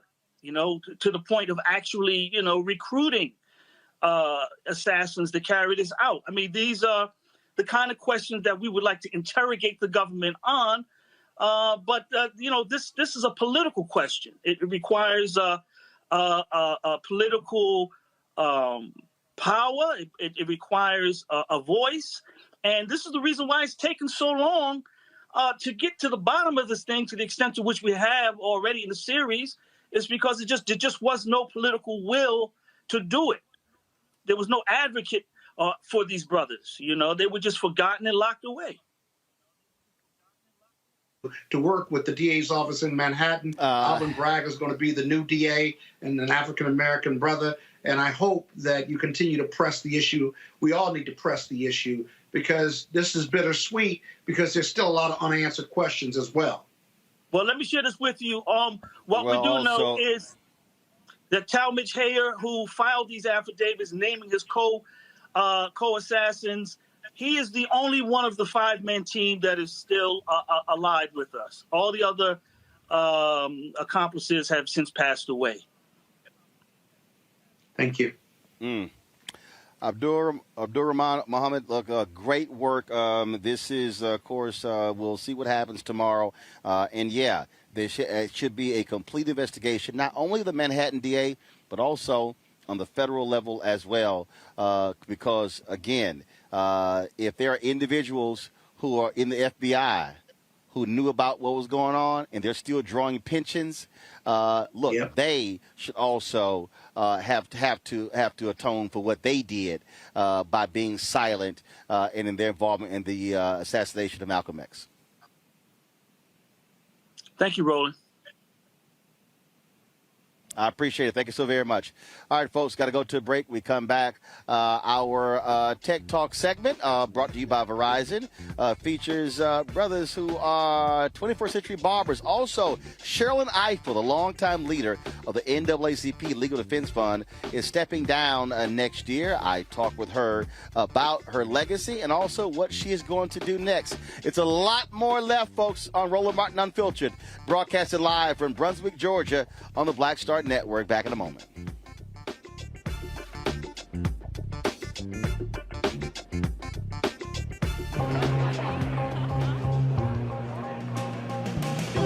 Are the stars out tonight?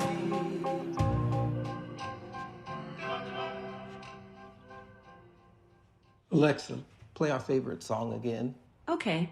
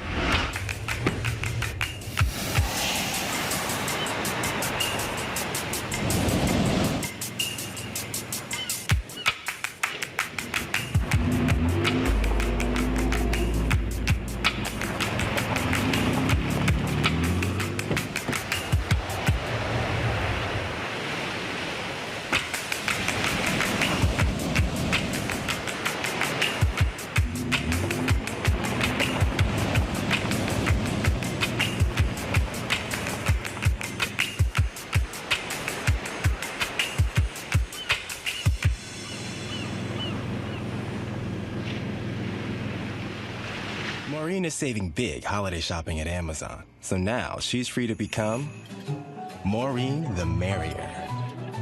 Food is her love language, and she really loves her grandson. Like, really loves. You know how some carriers give you so little for your older busted phone you just end up living with it?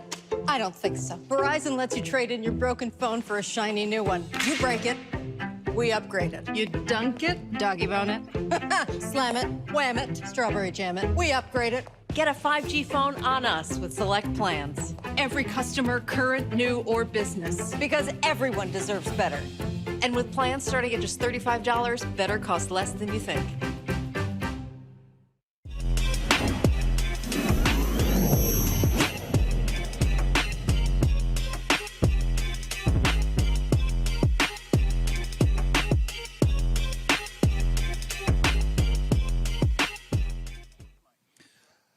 All right, folks, every Wednesday here on Roland Martin Unfiltered, we always talk about African Americans and their work in technology. And so we got a pretty interesting couple of guys joining us today. A Share app. It's all about making it flexible for you to be able to get your hair cut. Now we all know you can't stay sitting in the booth for so long. But what happens if you're a barber, but you know what? You're not trying to have one location and you can't afford to do so. And so what about booth rentals? Well, guess what? Stylists can use the space for how many days they need without being tied down to monthly or weekly booth rent. The app launched in 2017 is in more than 800 cities. Joining us right now, the co-founders, husband and wife, Dr. Ty and Courtney Caldwell. How y'all doing?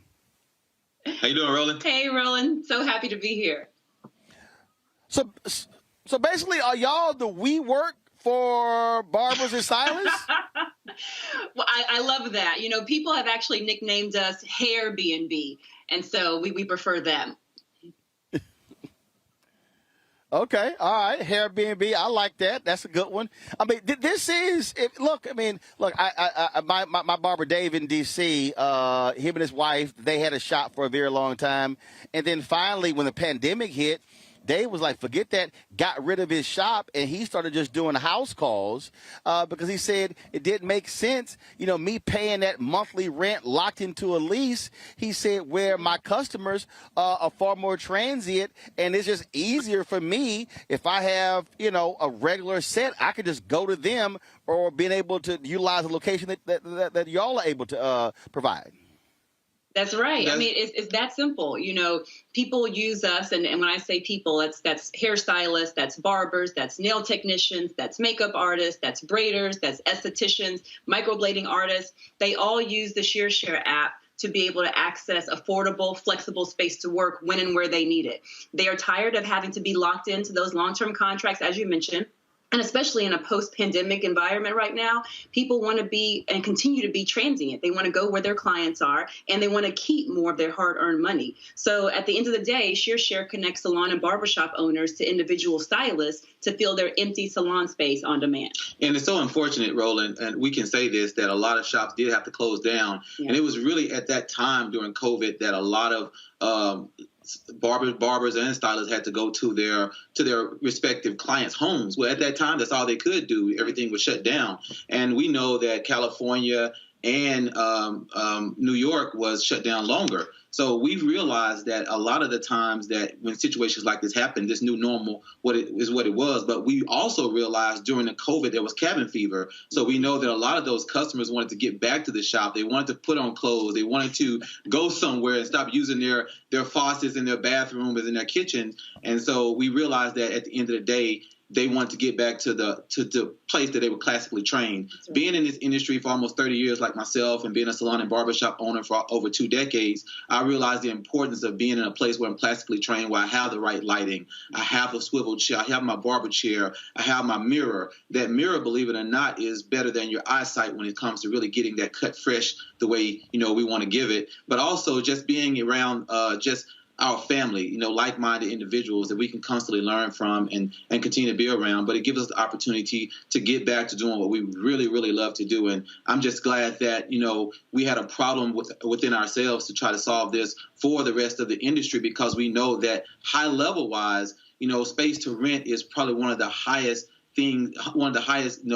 cash burns in their spend. So we wanted to make it just super easy where wasn't locked down. And we also realized is 3 to 4 days is really that sweet spot that licensed beauty and barbering professionals work. Yeah. And so you have that extra 3 or 4 days is just lying dormant. So we wanted to give them opportunity to not have to be locked down, but also realize that there's a reciprocity when it comes state to state, where if they wanted to go from Houston or wanted to go from where you're from to Atlanta or go to another part of Georgia, we're in Texas and we can go from Dallas to Houston and it wouldn't be a problem. All right, questions from my panel. Scott, you don't have a use of a barber, but go ahead. I was about to say the same thing about you, Roland. I think I've got more hair than you, and I'm more handsome than you. But let me get to my question. I can guarantee you do not have more hair than me. I just don't have a process. I don't straighten my hair. It's just natural. You don't have, hold up. You don't have, you ain't got more hair on top of your head and on your face. You better ask your question. Don't get embarrassed. Hey, brother and sister, let me ask you this. As entrepreneurs, I'm sure this is super helpful. What's the customer's response to this app and to your clients who use this app? Yeah, no, they absolutely love it. Like you said, the response has been amazing. We first started off just catering to hairstylists and barbers, and immediately once estheticians heard about Share, once makeup artists heard about Share, then we had to add a space for microblading artists and braiders because they all heard about Share. They said, well, why are you leaving this particular licensed specialty out? I want to also be able to take advantage of being able to pay for space to work when and where I need it. And so the response has been amazing. Right. I mean, there's no way that we could have grown to over 800 cities now if the demand wasn't there. Oh, thank you. Monique. Come on, pump it up. How do we find you? Tell me every place you are. What's the website? What's the Instagram? It's fantastic. Well, Congratulations. Thank you so much. I always say, Monique, that I hitched my cart to the right horse, and the horse being my husband here. So you can find us online at shareshare.com. The app is free to download on both iOS and Android. It's also available for iPad users out there. And then we're Share everywhere else, on Instagram, on Twitter, even on TikTok. Okay, but I have a follow-up question because I think that many people get the opportunity to come. Thankfully, Roland cares enough about Black business and tech to make these kinds of things available. But you guys are ready for this opportunity tonight. And so I want to call that out too for people who are watching to pay attention, because when you have an opportunity to sell your business, this is what it should look like and sound like. And it seems like you've put time into presentation of your product and of yourselves. If you're willing to just maybe for the up and coming entrepreneurs, share a little bit about what that process is, because you on all cylinders. You're doing it right. You're doing it the right way. Well, I'll say this, and I'll let my husband close it up for us. But I always like to think of our marriage as our very first startup. And I like to say that this was like the merger of all mergers. And our son, I would call him our second startup. And now that he is a second-year cadet and football player at the Air Force Academy, he's been acquired. So we've seen success there. And so Share is our third startup. And so if we're going to bet on anyone, we're always going to bet on ourselves. And I'll follow up with that by saying, anytime you're wearing this outfit of melanin, you always have to show up right.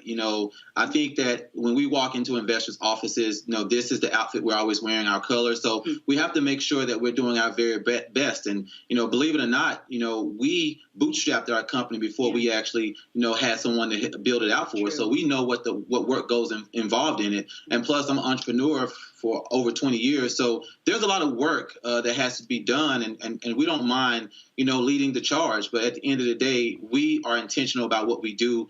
And we try to make sure that if we're going to be doing it, we're going to do it right. Congratulations. Well, you're doing it how many well. people we've had.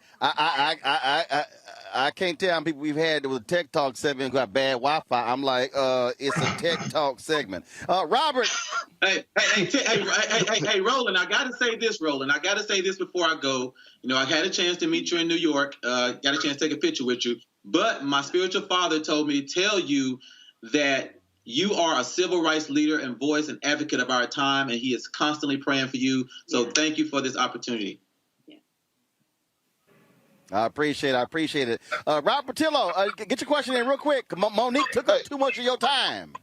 Yeah, I got one nerdy question. So I meet a lot of entrepreneurs who get scared on the tech side of things when it comes to developing apps, developing those types of gateways. Can you talk a little bit about the process of actually the technological side of developing an app and how you actually did that very quickly, though? So here's the crazy part, right? So neither one of us are technical co-founders. Ty is clearly the subject matter expert, having earned his doctorate degree in professional barbering and cosmetology, running an award-winning salon for almost 30 years, being the author of a #1 best-selling book on how to be successful in the beauty and style industry. My background happens to be in corporate America. I spent over 20 years in B2B technology marketing and used to work at Oracle. I ran Oracle's digital strategy and innovations group worldwide and had P&L across 5 continents. Now, I say all that to say that I know beyond a shadow of a doubt that we are the best combination to execute in this billion-dollar market. We started off by doing this thing manually. We had stylists who called us up and said, hey, this is my budget. This is what I'm looking for. This is the city and part of the nation traveling. Can you help? I heard about you guys from a peer stylist down the street, and so I really need your help. And so we were manually matching stylists to empty salon space for 3 years before we finally looked up and said, there's got to be an app for this. There's an app for everything else. And when we looked online, we couldn't find it. And that was the aha moment for us, where we said, we have to be able to give this back to the industry that has fed our family for more than 30 years. And so here we are. But we honestly started by just asking questions. We asked lots of people, lots of questions who were in tech, who had built apps before, and finally found our way into ShareShare.com. Yep. And we do like to thank our very first advisor, TD Lowe. She was the very first person out in Silicon Valley that we phoned up and said, hey, we've been doing this thing, this kind of manual thing for like 3 years. Can you help us out? And thankfully, after learning a little bit more about her, she cannot walk from her car to the grocery store without getting pitched a new startup idea. And so thank God we called the right person, and she has been there every step of the way. All right, then. What city are y'all in? McKinney, Texas, Yes. North of Dallas. Okay. All right, then. Well, look, we certainly appreciate it. Thank you so very much. Good luck with the app, and glad to have you on Roland Martin Unfiltered and the Black Star Network. Thank you. Thank you for having us. All right, folks.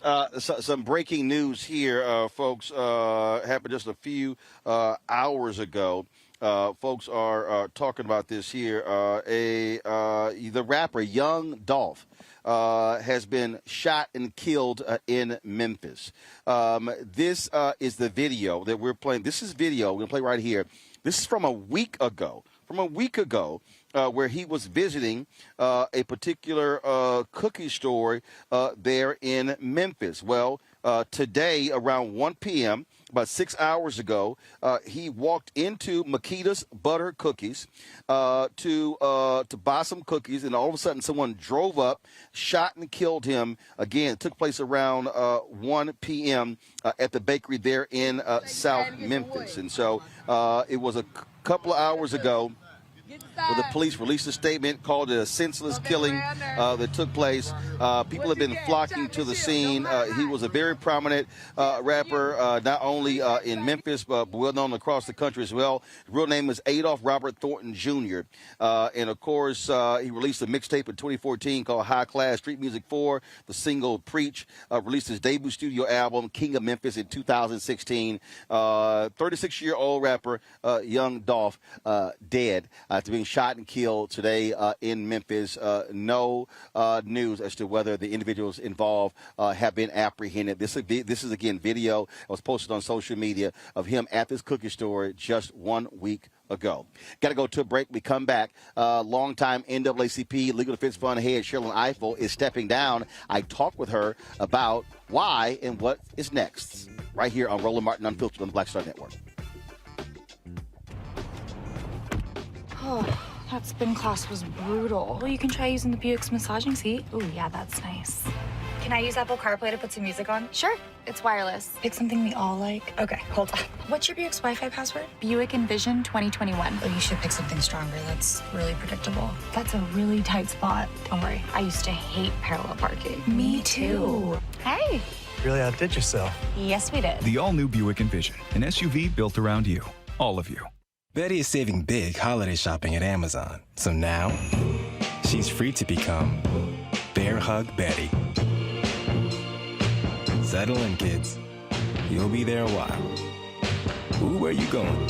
Hi, y'all doing? It's your favorite funny girl, Amanda Seals. Hi, I'm Anthony Brown from Anthony Brown and Group Therapy. What up, Lana Well, and you are watching Roland Martin Unfiltered.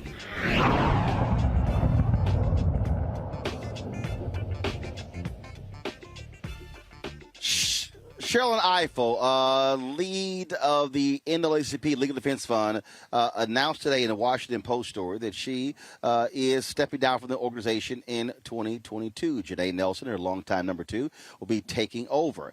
I caught up with her earlier today where we talked about her legacy, why she is leaving, what she plans to do, and the significant challenges still facing African Americans and others when it comes to the fight for democracy and voting rights in America.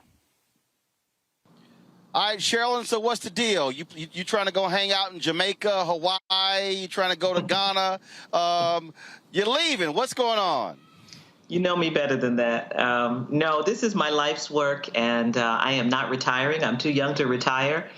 And you know, what we have seen in this country and what is happening to Black people is too dire for me to leave the work of racial justice. But what I am doing is stepping away from LDF, the organization that I love, where I started my career as a baby lawyer. And I'm stepping away because I think, you know, many people know that I am very serious about Black institutions, and particularly about this institution that's been a part of my life for 30 years, and ensuring its strength. And I think transition is part of leadership. I wanted to do this in an orderly way. I wanted to do it at the right time when LDF is really strong financially in terms of strategy and leadership. And frankly, Roland, I wanted the new leader to have a few years of an aligned administration before 2024, which I had when I came aboard. It was in the final years of the Obama administration. And that meant that in 2016, you know, I was ready and equipped and had my legs strongly planted beneath me. And I'd like that for the next leader. We don't know what 2024 will bring, but we know it's going to be a very serious and volatile time. So I'm not leaving. If you know me, you know I'm not going to shut my mouth, and I'm going to keep working. But I'm looking forward to finding out what is the next way that I'm supposed to do this work. You're 58 years old. You laid out. Why we got to go there, Ryan? Why, I mean, Roland, why we got to go with the age? No. I mean, I just here's don't know. Here's why. Breathe. Woosah. I'm very calm. The reason I'm saying that is because when we look at a lot of Black institutions, people die in positions. They're there till they're 70 and 80. And what you just described is something that, frankly, is very rare in a lot of our traditional Black organizations.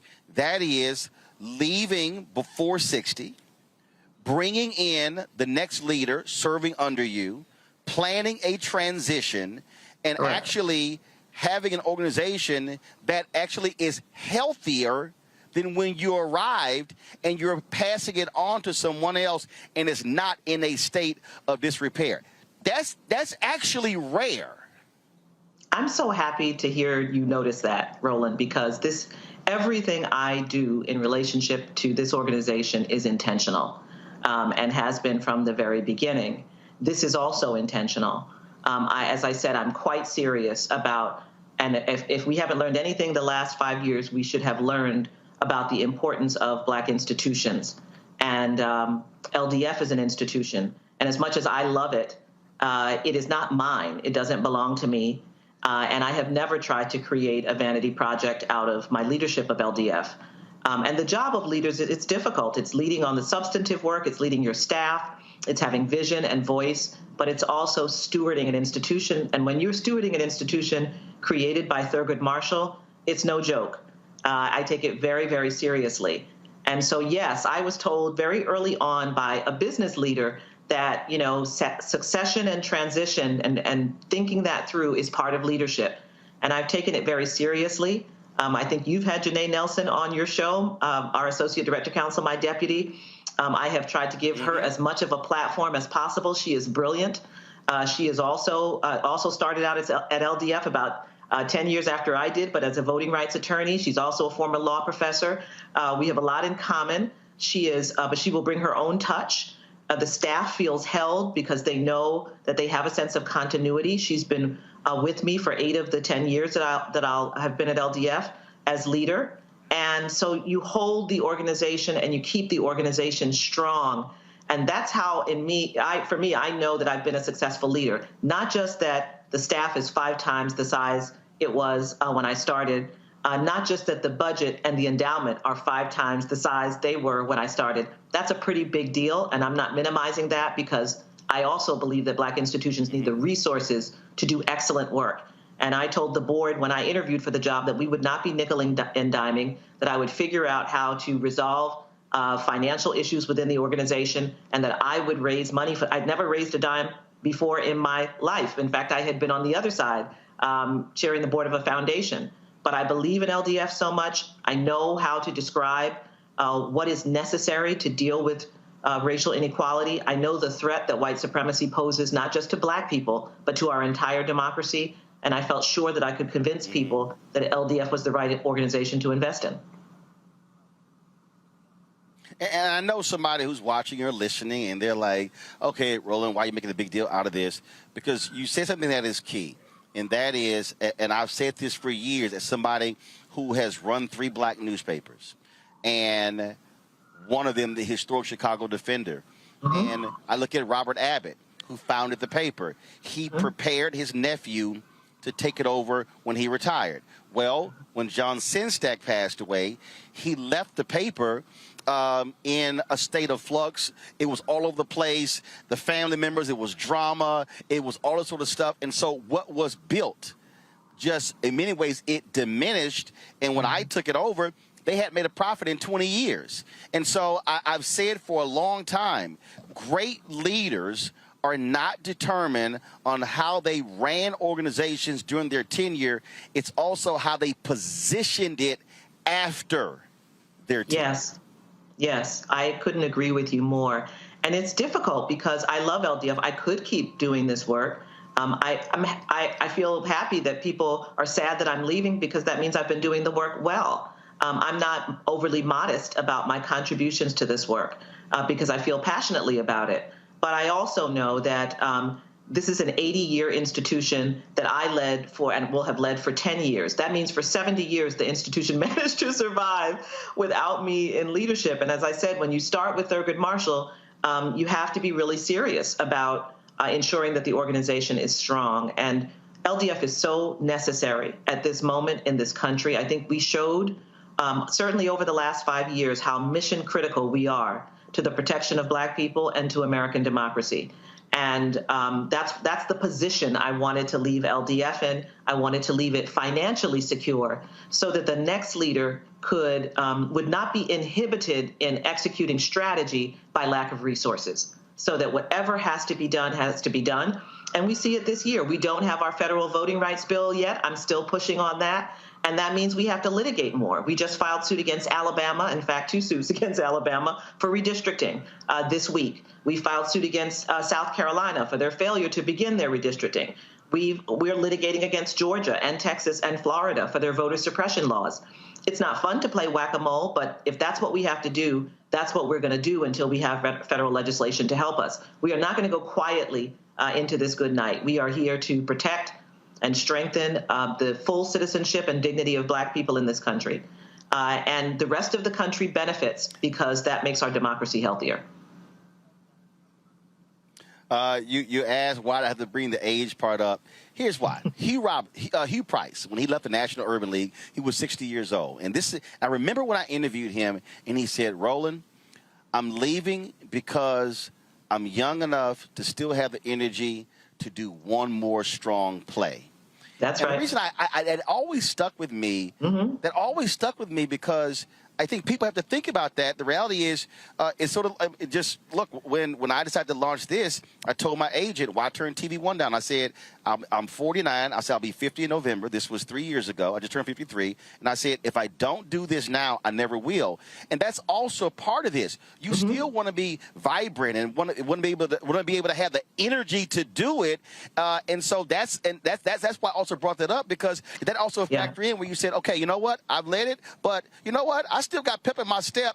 I still want to go do something and still have the vibrancy to do it." Yeah, no, that's exactly right. I prayed that I would have another chapter after leading LDF. I had no idea when I would leave, but I wanted to have another chapter. I may have 2. And especially given what we've seen in this country, I do think that, in fact, I feel like I've learned a lot about America over the last 9 years, more than I knew before. And part of the reason I'm now writing a book, and I'm really grateful to Penguin Press for believing in me to write this opus that I'll be working on, is to assemble those thoughts and to pull them together for myself, but also to share them with the country and to help set a kind of template for the next way that I am supposed to contribute to this work. I wanted to be a civil rights lawyer from the time I was a girl. I was obsessed with politics and social justice and Black people, and that's never diminished. And I'm going to continue doing that. I'm going to continue doing that work, but just in a different way. And I think that's what life is supposed to be. When I left LDF the first time, I was 30 years old, and I went off to teach. And I moved to a city I had never even visited before, except for my job interview, and that was Baltimore. And as you know, Roland, many people think I'm from Baltimore. That's how much I kind of took to working in this town and training the next generation of lawyers. You know, I've taught thousands of law students, and I started, you know, an environmental justice clinic the first year I came, and then I started one of the first clinics in the country focused on the legal rights of those returning from prison. And then as I was leaving, the last 2 years I was leaving, I started a reparations clinic, which really was exciting. I wrote what I think of as one of the most important texts about the ongoing effects of lynching on communities around the country, a book called On the Courthouse Lawn. And that book later became part of an important template in the thinking of Brian Stevenson and the folks at EJI as they began to create the lynching memorial in Alabama. So that time I spent in academia strengthened me and prepared me to lead LDF. And I'm sure that the time I've spent at LDF has strengthened and prepared me for whatever is the next chapter. I've interviewed a lot of people coming out of the civil rights movement, the Black freedom movement, then also what I call the post-civil rights movement babies. And one of the things that has been very interesting, there was a period of about 15 or 20, or some say 25 years, where there were a lot of folks who said, you know what, I don't want to do civil rights work. I want to go into corporate. I want to be able to impact African Americans from that space. And then I dare say in the past decade, there's been a resurgence among young people and even Black folks who have been in corporate America who say, wait a minute, hold up. That work is even more vital. Have you seen that? Have you and in your conversations with people, what have you been saying to them why they should be considering the vital work of civil rights law as opposed to let's just go make a corporate play? Well, absolutely. I've seen it, Roland. And I think for many people in this country, many people wanted to believe that the worst of our racial problems had been solved. And people allowed themselves to be lulled by the election of a Black president and the presence of a Black attorney general and so on and so forth. And while those were important milestones, as I shared, those of us who do this work for a living knew what was beneath the surface. Now many millions more people know because Trump was an accelerant who kind of unearthed what was below the surface. But we knew it. Most of the work we do at LDF is in the South. And so we knew that there was an incredible amount of work still to be done. And I think many more people now recognize that. They have seen the videos of police killings of unarmed Black people. They saw January 6th. They saw the election of an openly white supremacist president. And they saw all of the people, including much of an entire political party that was prepared to support him, despite knowing that. They saw Charlottesville. And so people have come to recognize that. So one of the things that I'm proudest of that we accomplished at LDF is that we launched last year something called the Marshall Motley Scholarship Program. It is named for Justice Thurgood Marshall and for Judge Constance Baker Motley, who's a former LDF attorney, first Black woman federal judge, first Black woman to argue in the United States Supreme Court, who litigated successfully most of the cases desegregating Southern universities. And through that scholarship, we pay the full ride for 10 law students each year. We will offer them summer fellowships. They will have internships. They will have a 2-year fellowship after they leave the organization. And then they make a commitment to work for an additional 8 years in the South. All in all, we will incubate 50 new civil rights lawyers focused on the South. That's part of the commitment because we understand the importance of ensuring that we can keep the troops that we need going forward. And one of the things that kept many people from pursuing this work is that, higher education is so expensive. Undergraduate school, law school, I didn't finish paying off my student loans until I was 41. And many people, find it difficult to imagine taking that on, and it's even more expensive now. So we wanted to remove that for 10 committed, clear young people a year. And they are so inspiring. You can look up, go Google Marshall Motley Scholars, and you'll find them, and you'll find their videos, and you can learn more about them. Because that's what we have to do. We have to build generations of troops. We can see now that racism is far from over in this country, and it's going to take our life's work.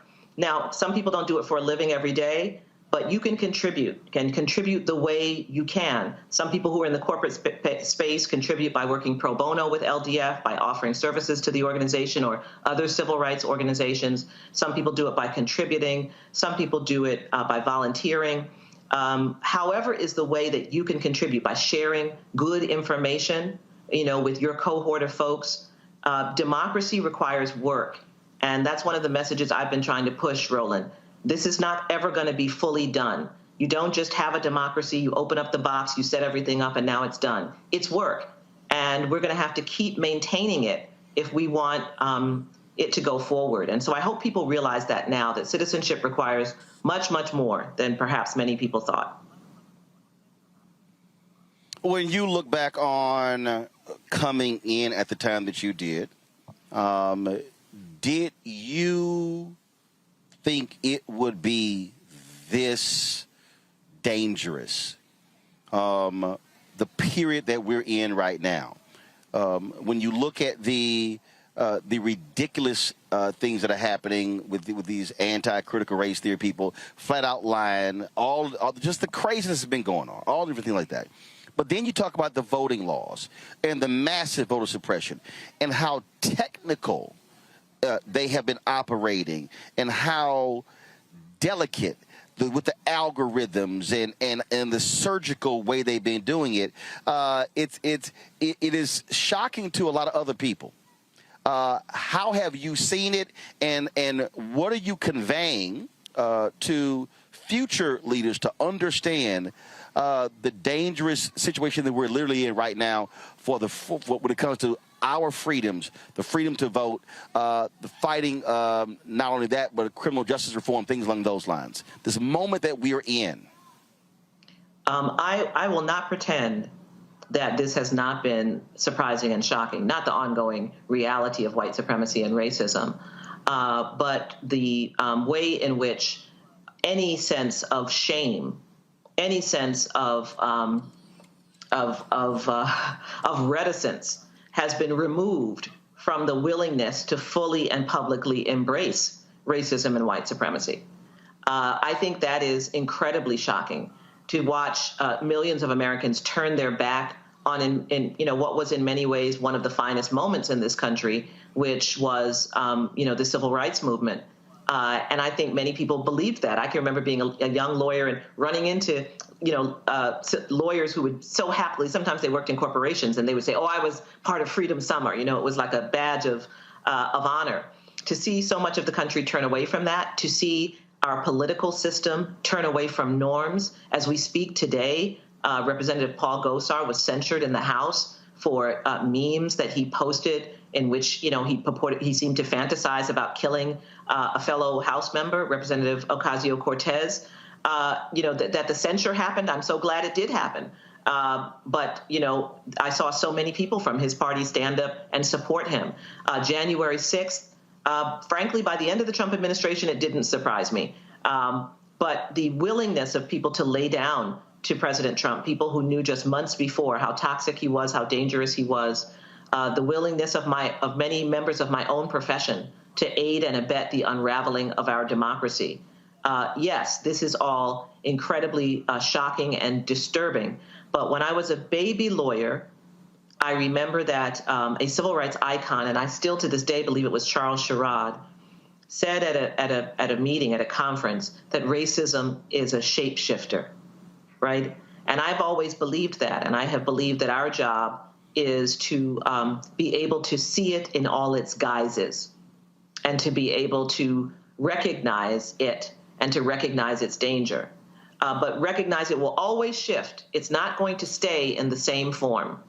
And so that's the part that should not surprise us. What should not surprise us is that it is going to shift and turn. And we have to recognize that we have to stand strong against it. Someone like Mr. Trump didn't create it, but he was an accelerant, and therefore he was quite dangerous. And so we have a lot of work to do to repair norms, to repair ethics, to recognize that we need new laws, and that perhaps we've relied too much on norms and ethics, and that we need to be a lot more direct about what is permitted and what is not permitted, and about where the gaps are in the foundation of our democracy.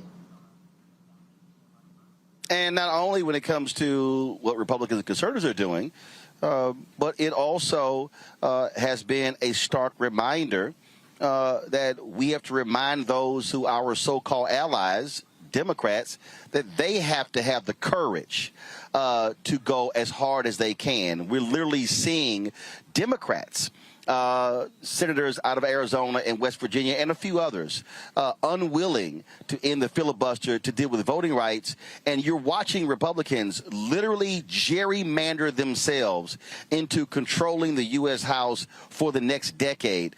And so the battle is also challenging allies, saying you cannot be quiet. Oh, that is absolutely right. You know, I've been in those direct meetings with Senator Manchin. This is one of the flaws in our democracy, right? That, you just identified two people and maybe three who can stand in the way of legislation that will protect the rights of 12% of the population of Black people and, more than 25, close to 30 of Latino people to be able to vote and participate in the political process. That is a structural flaw, regardless of the personalities. I've worked with a number of Democrats who are working in good faith to try to pass this voting legislation. We continue to await the willingness of a Republican to do so. Senator Murkowski was the one Republican willing to vote for debate. So we're not talking about even voting for the bill at this point. We couldn't get more than one Republican to vote to even debate the bill. So we are in serious trouble. The Voting Rights Act was never a partisan piece of legislation. As you know, it was reauthorized in 2006, 98-0 in the Senate, 396-33 in the House. That was in 2006. And in just this period of time, it has become untouchable to one political party to support ensuring that citizens of this country who are Black and brown and Asian American and Native American have a full opportunity to participate in the political process. So yes, we have to lean in everywhere we can. I do think it's important for us to identify the people who are holding things up. It's actually not the Democrats. It's actually some people who are holding it up, and they have to be precisely. They have to be accountable for their place in history, and we have to continue to push to try and really ensure that this legislation goes forward. I'm determined in the months that I remain as President and Director Counsel of LDF to make it happen. I'm here in Brunswick, Georgia, where we are covering the case of the three white men on trial for killing Ahmaud Arbery. And, the reality is it was pressure for us to get to this point. I mean, you had DAs who were literally allowing this to go on and not have any justice whatsoever. One of the things that has really happened during your tenure, we have seen now the public fully embrace not just civil rights attorneys, but the importance of who is DA. We've never seen these number of progressive district attorneys, African Americans who are being DA. People are attacking, Kamala Harris, she was a cop when she was a DA attorney general. But the district attorney is the one who sits at the nexus of mass incarceration and unjust laws. And so we can't just be civil rights lawyers. We got to have people with civil rights legal minds as DAs. I'll take it a step further. My mantra, Roland, around voting rights has been leave no power on the table. And we post that on Twitter all the time. And we post it in the context of talking about our responsibility to get serious about local offices. And that includes the DA. I mean, if you care about criminal justice and you care about racism in the criminal justice system, then you have to care about who's the prosecutor. You have to care about who's the judge. Many people are watching and have watched the Kyle Rittenhouse trial and have, been extremely disturbed about the conduct of the judge. That is an elected judge who has run unopposed a number of times. I think he's been on the bench 40 years. So pay attention to judicial elections. Sheriffs, pay attention to sheriff elections. Sheriffs are the ones actually who evict you. Sheriffs are the ones who make the connection with immigration officials to do these kinds of interdictions. And there's a whole movement on the right to activate sheriffs in support of the far right. They have programs that they're using to try and train sheriffs. And we're seeing around the country this movement of sheriffs. And if we see another attempt to overturn elections and so forth, I have no doubt that some of these sheriffs will be part of it.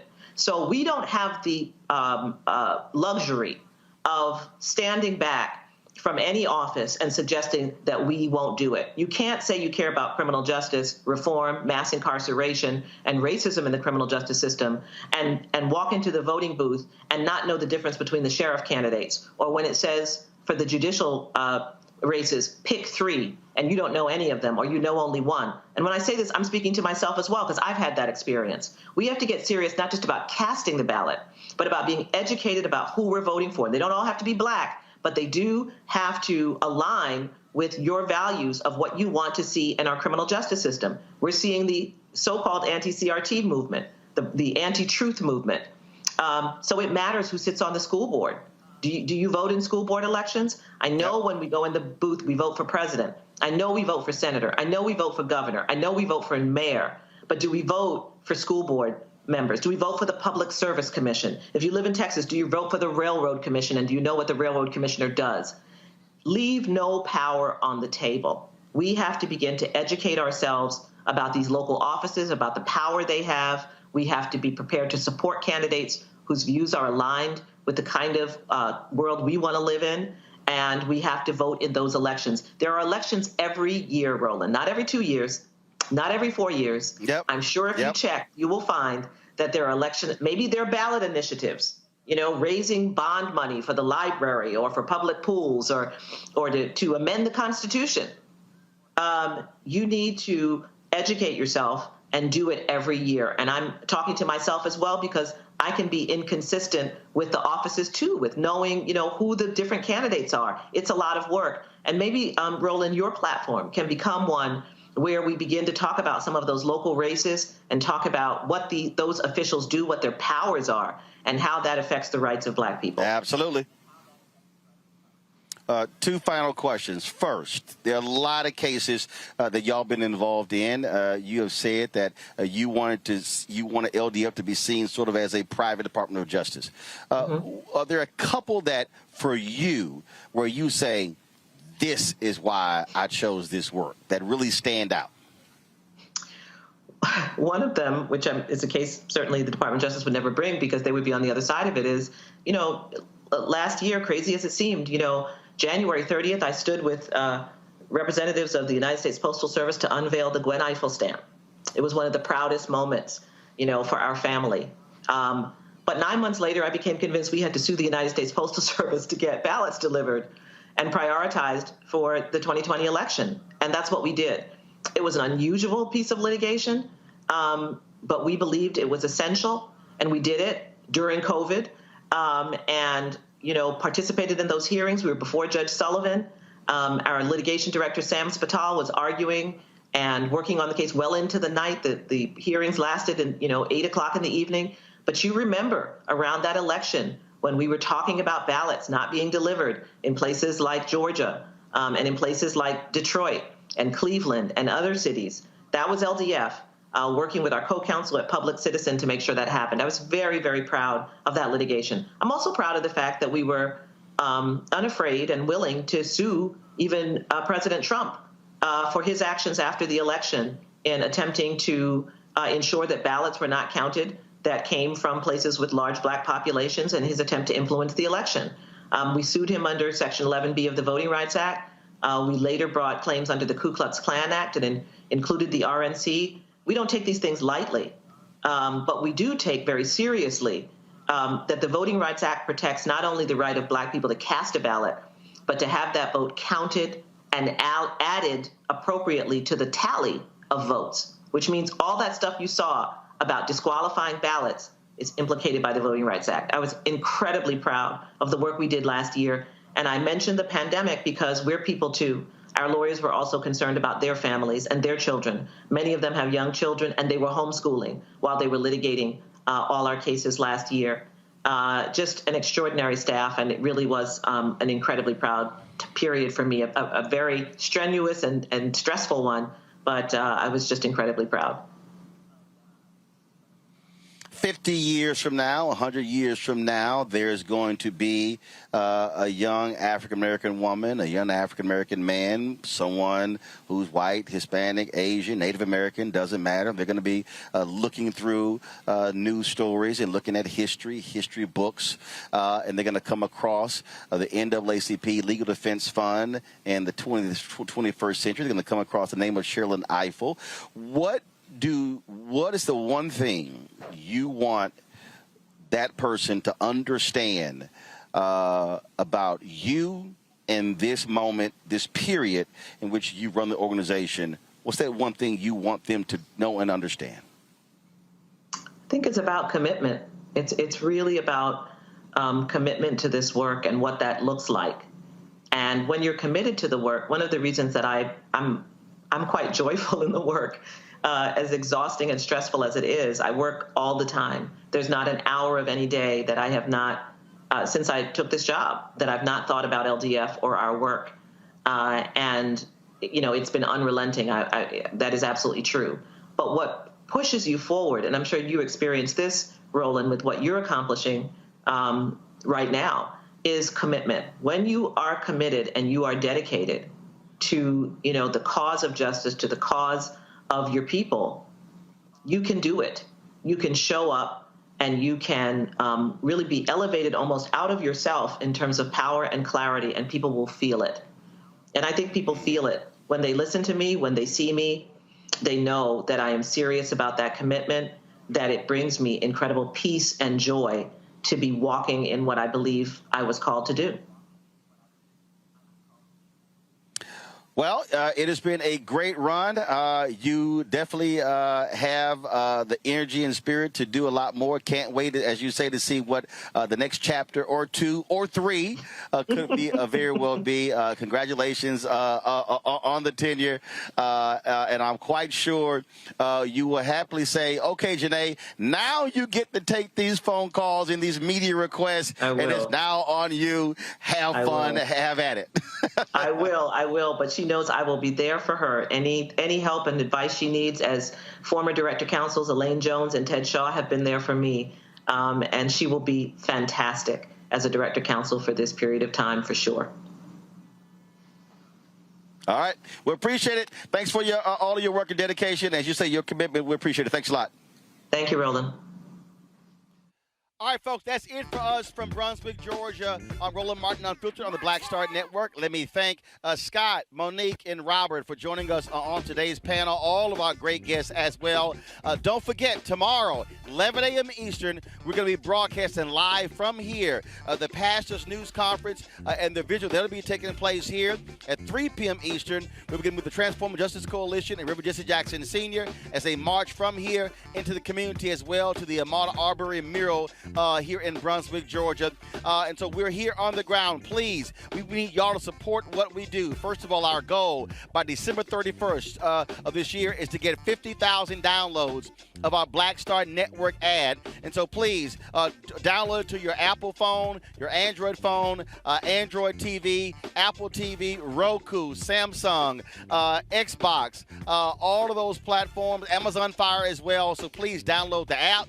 And please, your dollars are critically important to allow us to be able to come to places, travel, to pay our driver and our freelance photographers and others. And so, again, when you give to the show, you are making black news important. You're making it a focus. And so Cash App, $RM Unfiltered. Venmo is RM Unfiltered. PayPal is R Martin Unfiltered. Zelle is Roland at RolandSMartin.com. Roland at RolandMartinUnfiltered.com. And so please support us in what we do. Again, we don't just sit at the desk in D.C. We're on the ground, talking with the people, covering the news, and that's what it means to be black-owned media. And so thanks a bunch. I'll see you tomorrow right here, Roland Martin Unfiltered on the Black Star Network. Holla!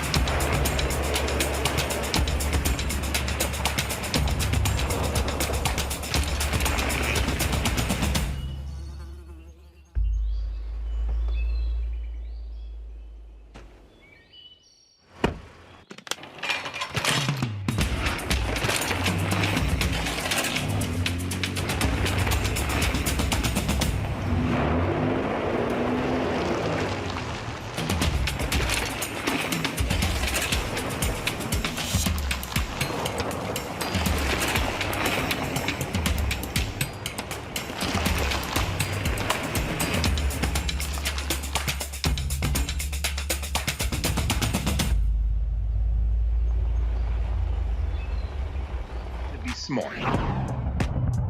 Roland Martin's doing this every day. Oh, no punches! Thank you, Roland Martin, for always giving voice to the issues. Look for Roland Martin in the whirlwind, to quote Marcus Garvey again. The video looks phenomenal, so I'm really excited to see it on my big screen. Support this man, Black Media. He makes sure that our stories are told. See, this difference between Black Star Network and black-owned media and something like CNN. I got to defer to the brilliance of Dr. Carr and to the brilliance of the Black Star Network. I am rolling with Roland all the way. Honored to be on a show that you own. A black man owns the show. Folks, Black Star Network is here. I'm real revolutionary right now. Roland was amazing on there. Stay black. I love y'all. I can't commend you enough about this platform that you've created for us to be able to share who we are, what we're doing in the world, and the impact that we're having. Let's be smart. Bring your eyeballs home. You can't be black-owned media and be scared. You dig?